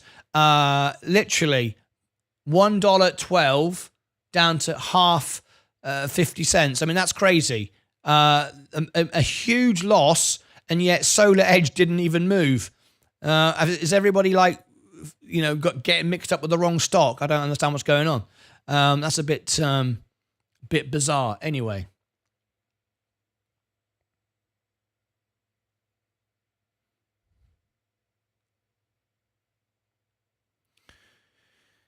All right. Get ready for the buyback. No question about it.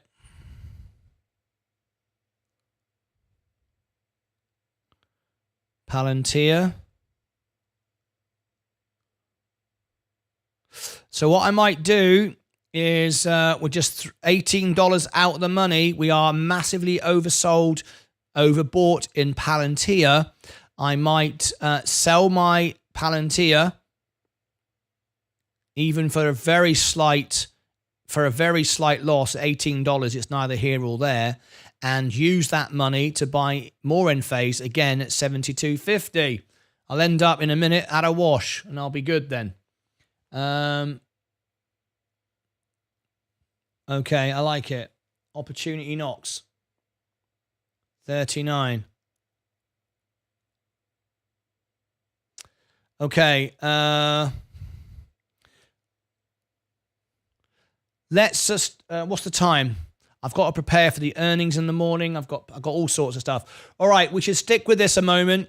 Would anyone, Cherry gave me a great tip tonight, so I'm going to carry on for a minute and make an Enphase energy emergency video that I'm going to put out.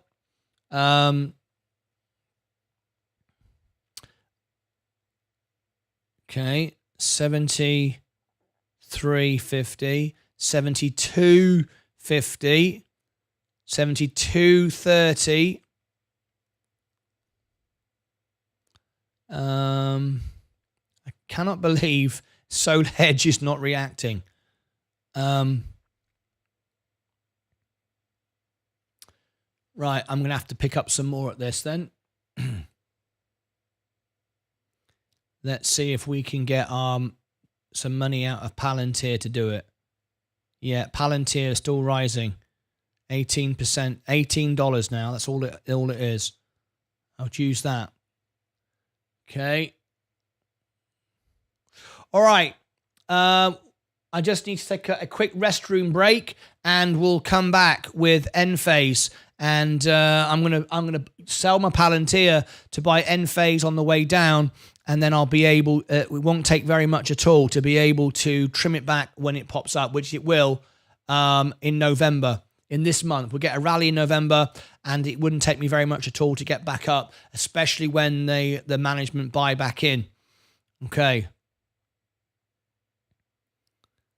That is very good. Massively oversold now. You wait for the owners to buy in. I wish I had the kind of funds to buy into Enphase.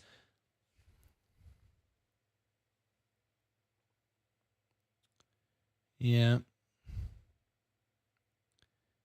Yeah. Enphase. 71.50. Buy. Limit order. 71.50. Extended hours.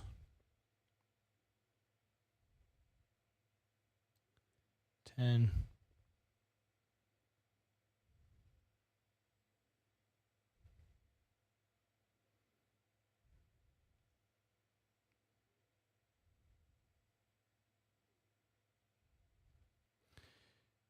$31 down.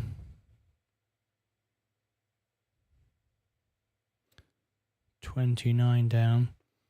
Average 101. I've gone for it.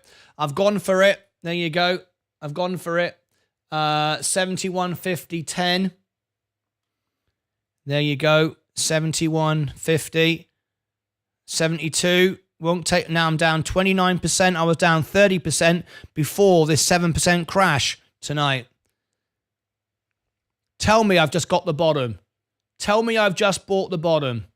That would be brilliant. We could easily rise 9%. I'm down 20.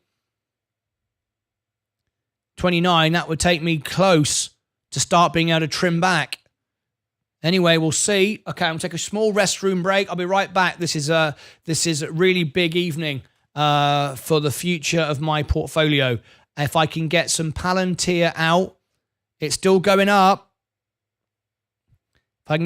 If I can get Palantir out, I'll buy some more and I'll bring it down even lower.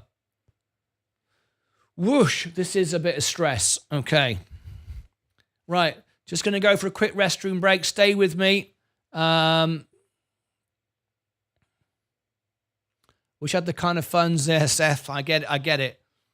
I don't really, but I've got to do what I got to do. Fight was officially confirmed for tomorrow. The flight was confirmed. Yes, tomorrow morning. We've got it. Okay, we're going to stick with this. I'm just going to go to the restroom. Otherwise, it's not going to be good. 72. When I come back, I want to see it at $90 and start trimming off. That's what I want to see. But if I can sell some Palantir, I'll do a bit more. Palantir's running $17 now. It's nothing at all. $500 there. Where is Solar Edge reacting? I've no idea. It's crazy. One solar company has a disastrous earnings, so the other one sells off. Does anyone understand how the stock market works? If they do, let me know, because I've got no idea. It doesn't make any sense to me. I'm so happy to see that I'm just 29% down now. I was 30% down when I was up here. So if that bounces back, I'm going to be ecstatic. I can start trimming back. It's the only reason why I've got so much margin, because I've been buying so much of Enphase. But my average was at 150. It's now 101. So that's anyway. I'll be back in a second. Don't go away.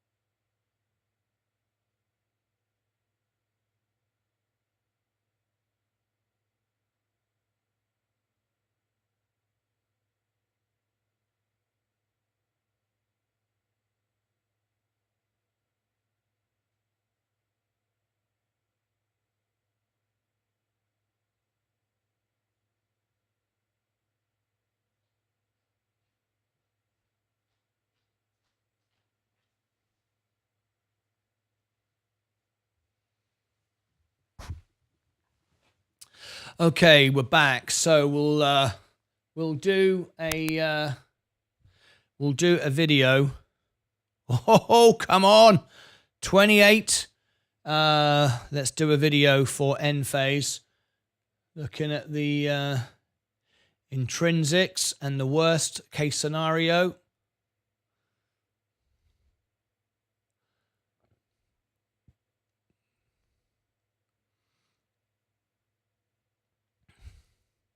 So,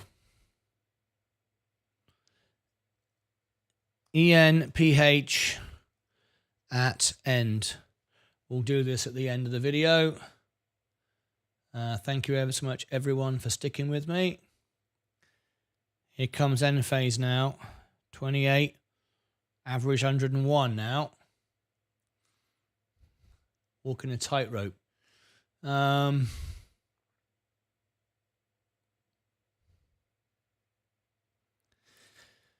Okay, woo.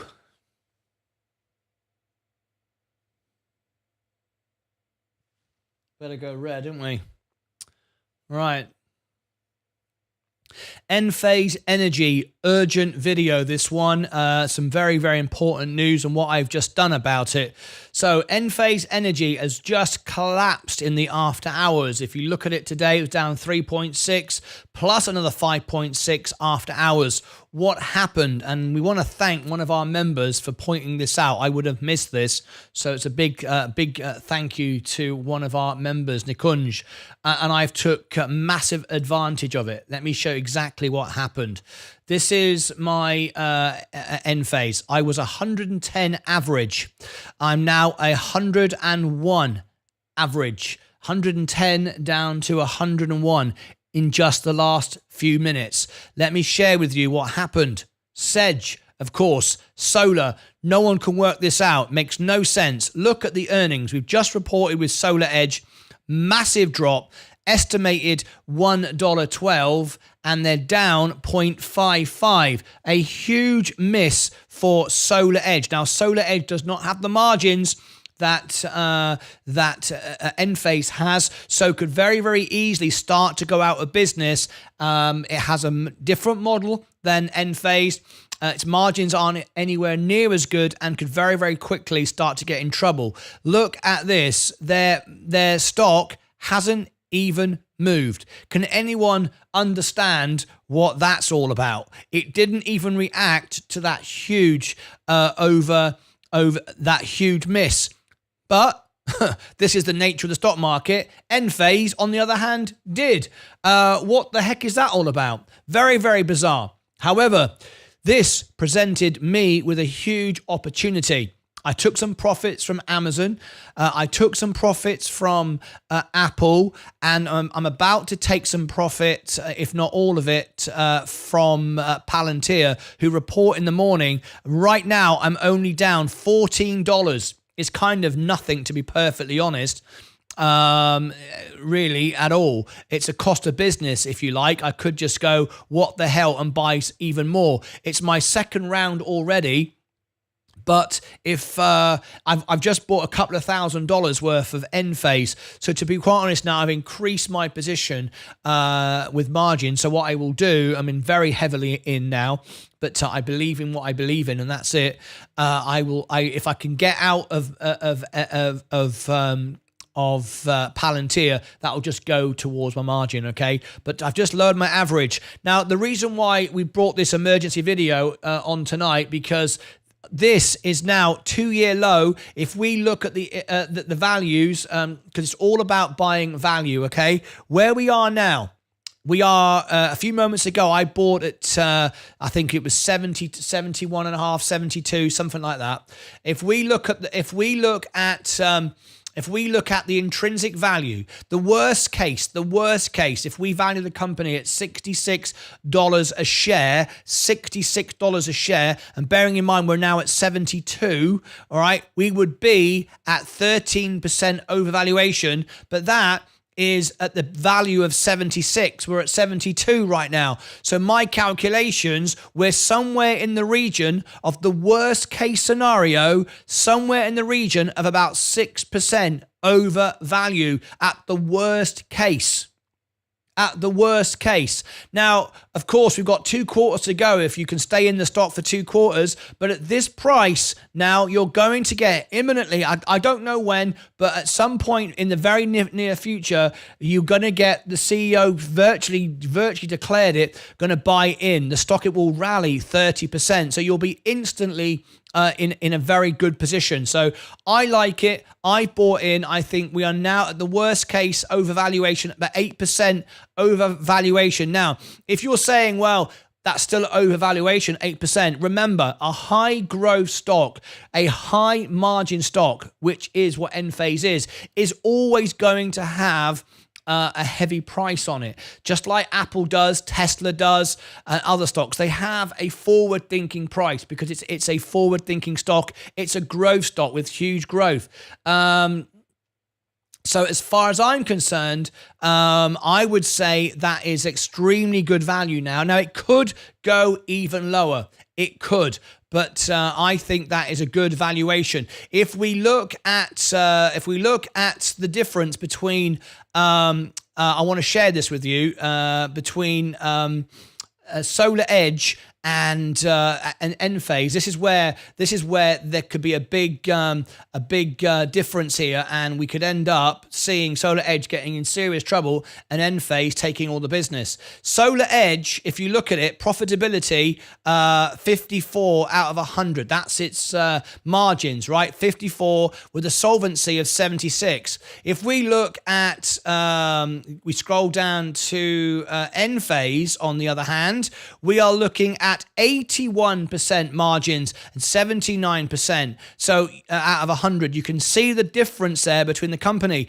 Even though the valuation is slightly better in the favor of Solar Edge, their margins aren't anywhere near. So they could get in trouble very, very quickly. So that's my opinion. You do what you want. Enphase Energy reacted on the face of Solar Edge. And there goes Solar Edge. It's now finally reacted. Look at that. Now Solar Edge has reacted afterwards. It took some time. I don't know why it took that much time, but it was, it's gone down the same way as Enphase did.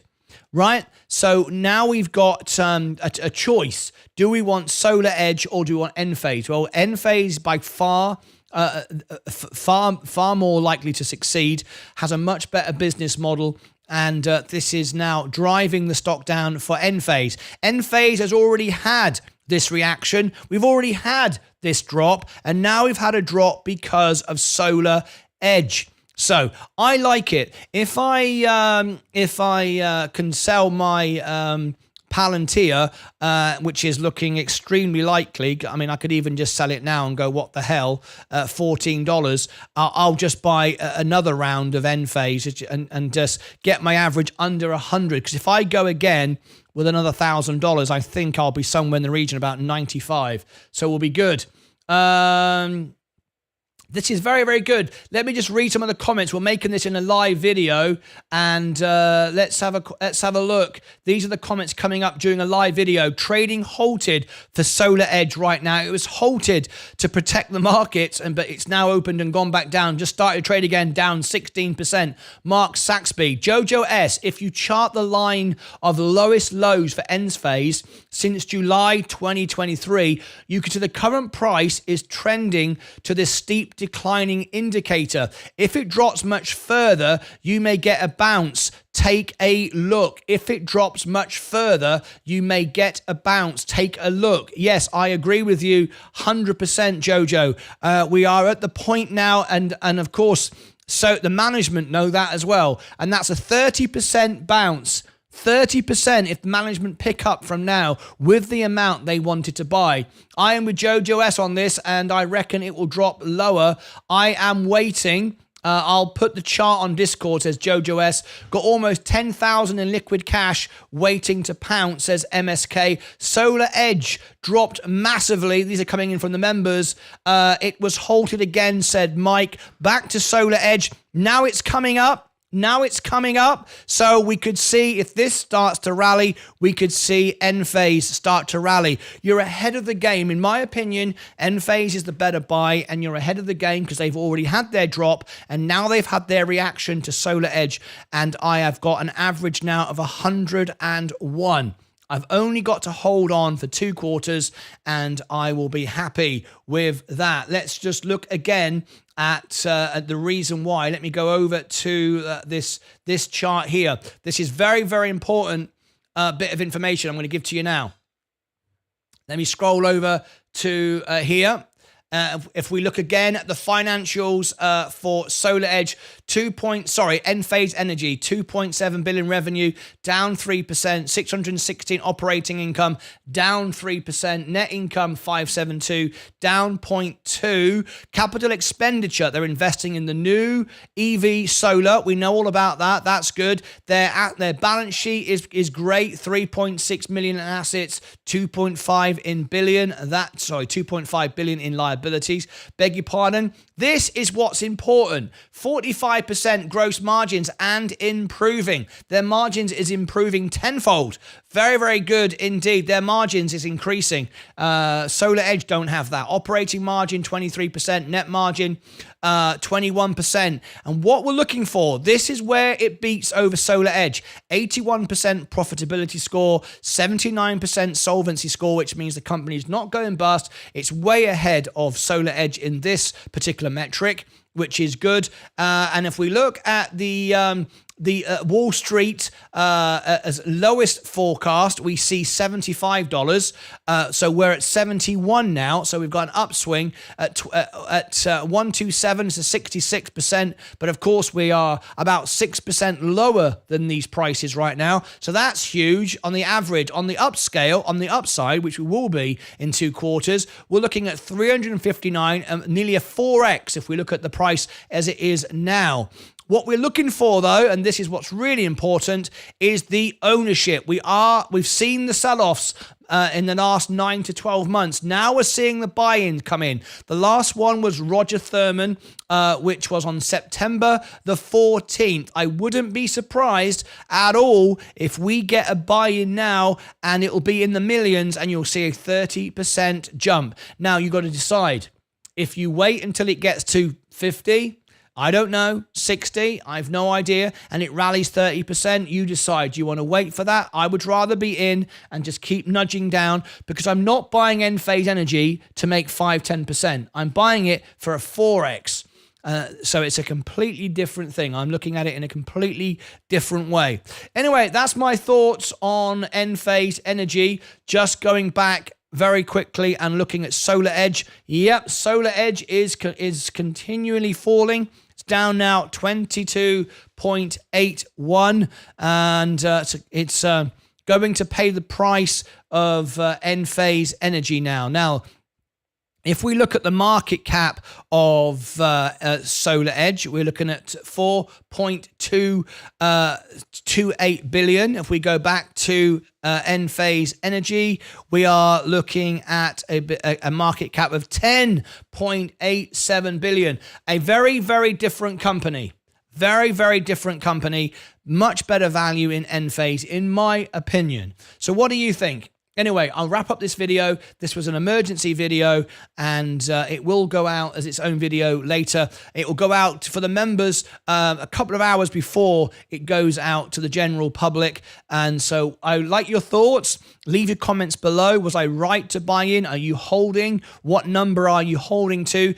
Go and vote on the X poll. I'll put the link to the X poll. You can go and vote on it. Let me know your thoughts. Have you bought in tonight? Are you buying this, or are you waiting for further drops? I think you might get a further drop, but I'd rather be in and done and dusted. So what do you think? Leave me your thoughts below. And over here, I'll put more videos that you might like in the series. As always, take care of your money, your crypto, yourselves. Most importantly, take care of each other. Okay, there's my Enphase video. That will go out shortly. Okay. Oh, right, I've got to get off. I'm over time. I've got to get off, prepare for the earnings in the morning. Palantir, oh, it's going. 13% now. Palantir earnings is going up. Let's see how far this can go. Palantir earnings. I don't mind taking a profit now. It doesn't really matter to me. I want to buy it cheaper. I want to buy it around the $9. $13. It's kind of neither here or there. It's had a good rally. I'm not sure what the earnings is going to do. I'm going to take my money out of Palantir now. Palantir, I'm happy with that. Don't really care. I want to put the money back. Whoops, not going to buy. I'm going to sell. Trade, sell. 15, we'll call it 15.15. Limit order, limit price 15.15. Continue. Extended hours, yes. Till 7, yes. Number of shares, I've got 30, 36, we'll call it 35. 35, review. Let's get that sold. There we go. 15.18. I sold at 15.18, right where it is right now. I've got one share left, so I put that cash back in the bank, and I sold at a 2% loss. It might go up higher. It was literally $13. I would regard that as a cost of business, looking at the cost and the risk and balancing my management, risk factor out. I would rather do that. I don't know where this is going. I've got no idea. We've got earnings in the morning. Maybe it will go up. Maybe I could have made a profit on it. Doesn't matter or whatever. But I'm glad I've taken that and just returned some money back into the bank. I'll try and buy it lower, but I'm happy with this. Let's go to end phase. Links on YouTube. We're on Discord. Links for YouTube. It's trending to the lowest line. Let's have a look. Links for YouTube.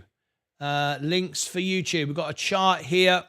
Jojo S. Robinhood low support trend line. Bounced. Could be a good indication of a bounce, in my opinion. Let's have a look. This is a very nice chart that you've sent me. Very clear to see. Very nice indeed. And I see what you've drawn in there. You're using the Robinhood, aren't you? I could do the same thing, but I'll use what you've sent in. This is Jojo S. has just sent this in, so you can see it's trending to this line here. It's bounced off this before. You can see it right here. Thank you for sending that in. This is end phase energy. If I do the same thing, put the chart on myself, in fact, I'm not set up for that. You've put extra features in there, so I'll stick with your information there. So anyway, Jojo S, as you can see. Let's see what happens. Let's see if it bounces from here. I don't know, but I'm really looking to buy the value. I'm happy with it. I like how you've sort of caught me on the screen here. This is great. I don't know how you did all that, but yeah, very good. You sent me something else as well. Jojo S, look at the trend of lowest lows for end phase from July 22. Here we go again. This is another image here been sent in by Jojo S. Thank you for sending that in. Not that chart. Well, that's what you just sent in. You sent in two. What was the other one then? Robinhood. Oh, that's the Robinhood. I beg your pardon. That was Robinhood. I beg your pardon. You sent in two at the same time, so I just naturally assumed. I beg your pardon. Here we go. Sorry. Okay, there we go. This has just been sent in by Jojo S. Thank you so much indeed. Let's have a look now. Solar Edge also offered very weak fourth quarter guidance. Now down 25%. MSK, this is the most action-packed last 20 minutes. The FOMC report was nothing. This is crazy. LOL, Mike. Jojo S, the first one was old. I apologize. I was looking at that line. It looked like it was what you were explaining to me. Anyway, I apologize for that. This is the one you've just sent in. And thank you so much indeed. Let me just clear Mike's comment away off the screen. There you go. So anyway, Enphase Energy. It's dropped a little more. I've just put some money back in cash, taken some profit off the top. Thanks, Jojo S, for sending it in. Solar Edge down 26. Let's go back to it. Yep. Solar Edge now down 26%. Flipping heck. Let me go over to it. Solar Edge now down 26%. Okay, well, this presents opportunity, though. If you believe in the companies going forward, this is the damage. This is the damage that high interest rates are doing. People can't afford to put solar on their roofs because of the interest rate. So, do you believe in solar? Do you believe in the company? Which one's got the cash? How are they going to hold on? Who's got the right margins? And is solar around? Of course it is. With EVs, we need more solar. So as far as I'm concerned, I'm buying. And I have bought. So there we go. I'm at 101 now.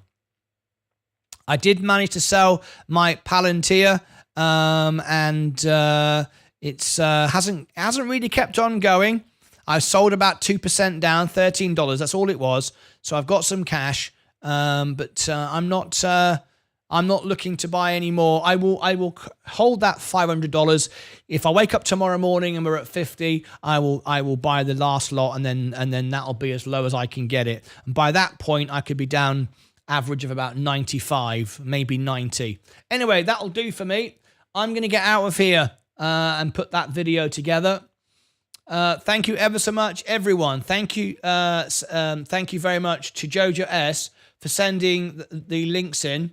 Hello, Martin. For some reason, I'm not able to comment in the welcome chat. I can message. I am the Michelle. Michelle, are you still with me? I am Michelle. It's because you've got to verify your email. It takes 10 minutes, which should have passed by now. I am. What's Michelle? What's her name here on everyone's got different names. Let me see. Is she still here? Michelle Pogue. There we go. Michelle. Michelle. Yes, she's still here. I'm here. There we go. Michelle, what you need to do is you can't comment straight away because you have to wait 10 minutes, but you should be able to now. So go try again. If you verified your email, you will be able to, and I will be able to upgrade your account straight away. So if you go over to the welcome all, it's just because you haven't verified your email. That's all it is. Okay. If you verify your email, you'll be good to go. All right. Because it just takes 10 minutes to pass. All right. Crazy to think Sedge was trading at 345 in February. My sentiment in Enphase will drop to early next week, and then I'd say big swing. Well, as soon as we've got a buyout, we've got a buy-in literally ready to go. Of course, they're waiting. Okay, we'll do this again. Okie dokie. You should be able to do it by now, Michelle, and I'll be able to upgrade you and finish your account off. All right, brilliant. I'm happy. I'm not in any fear or any doubt at all.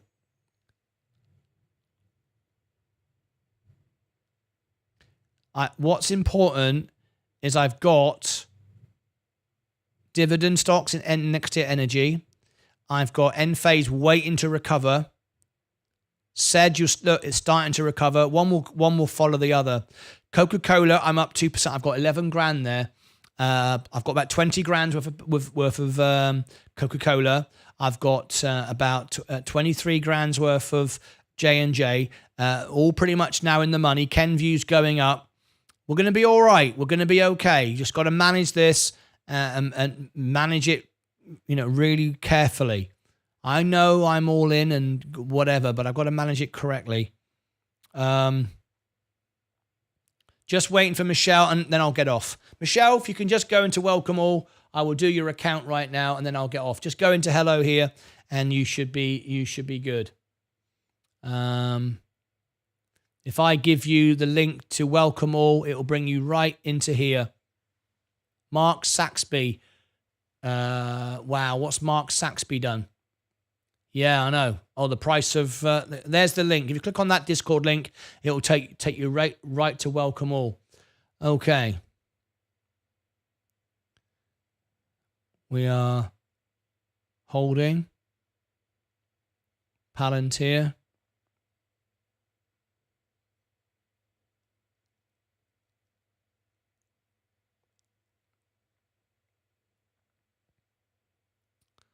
Next Era Energy, end phase, 72. Just bought in at 71.50. 71.50. So I bought in lower than this. So that's good. So I certainly wouldn't be buying again. Okay. Right. I'm going to get off then. Doesn't look like Michelle's here. We've got Palantir in the morning. Then we've got Virgin Galactic flight, closing bell, and Apple earnings. Big day tomorrow. Big day every day, right here on the show. Let's look at Virgin Galactic. It's holding up. Gold, S&P, Amazon, Apple, NEE, Enphase.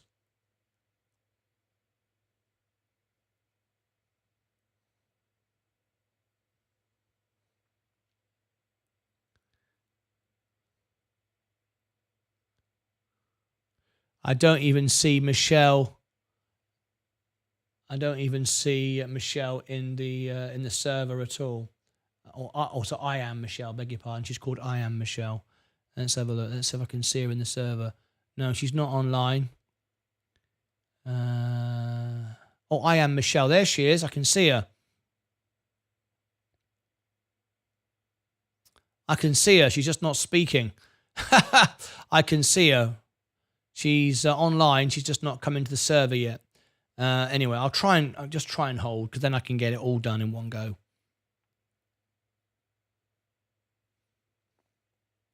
Keep our eye on end phase. How many people are with me now? 34.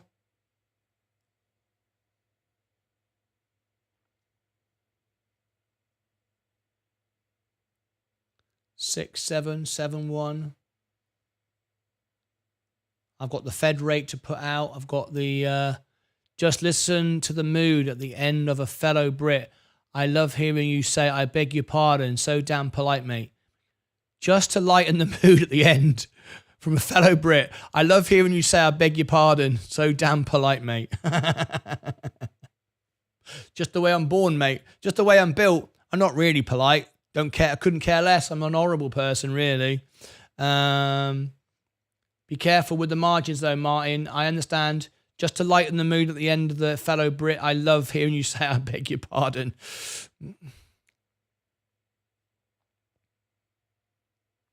Okay.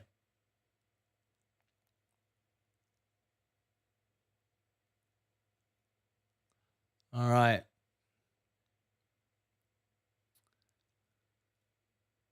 Ed Spitzer. Just seen Ed Spitzer back on TikTok. Sorry, not TikTok, on, what do you call it? What's it called?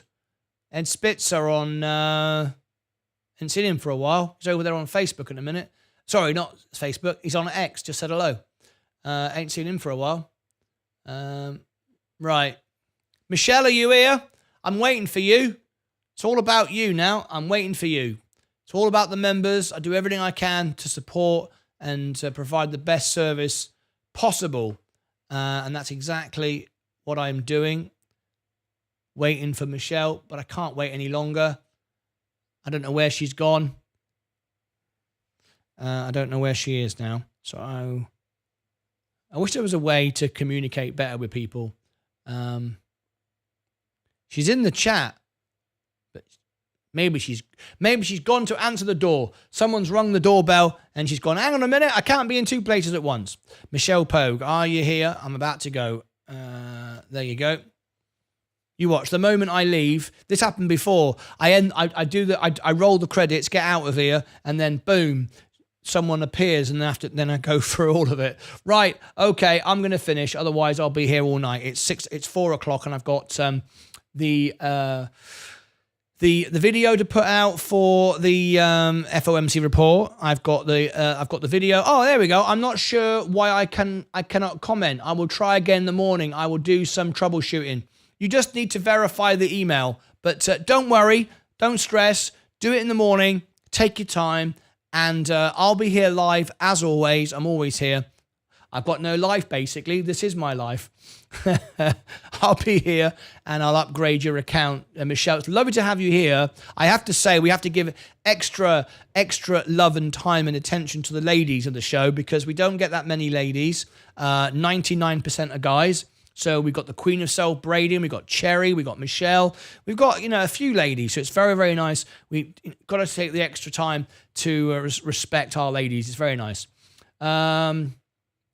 Looking forward to joining everyone here tomorrow for the Virgin Galactic launch. Have a great evening, Martyn and all. That's it. I'm going to get out of here. There's nothing stopping me now. Let's do it. Let's shut down the screen. This one and this one. And let's get out of it. Here we go. End phase energy trying to come up now. This could transform my portfolio. Let's hope so.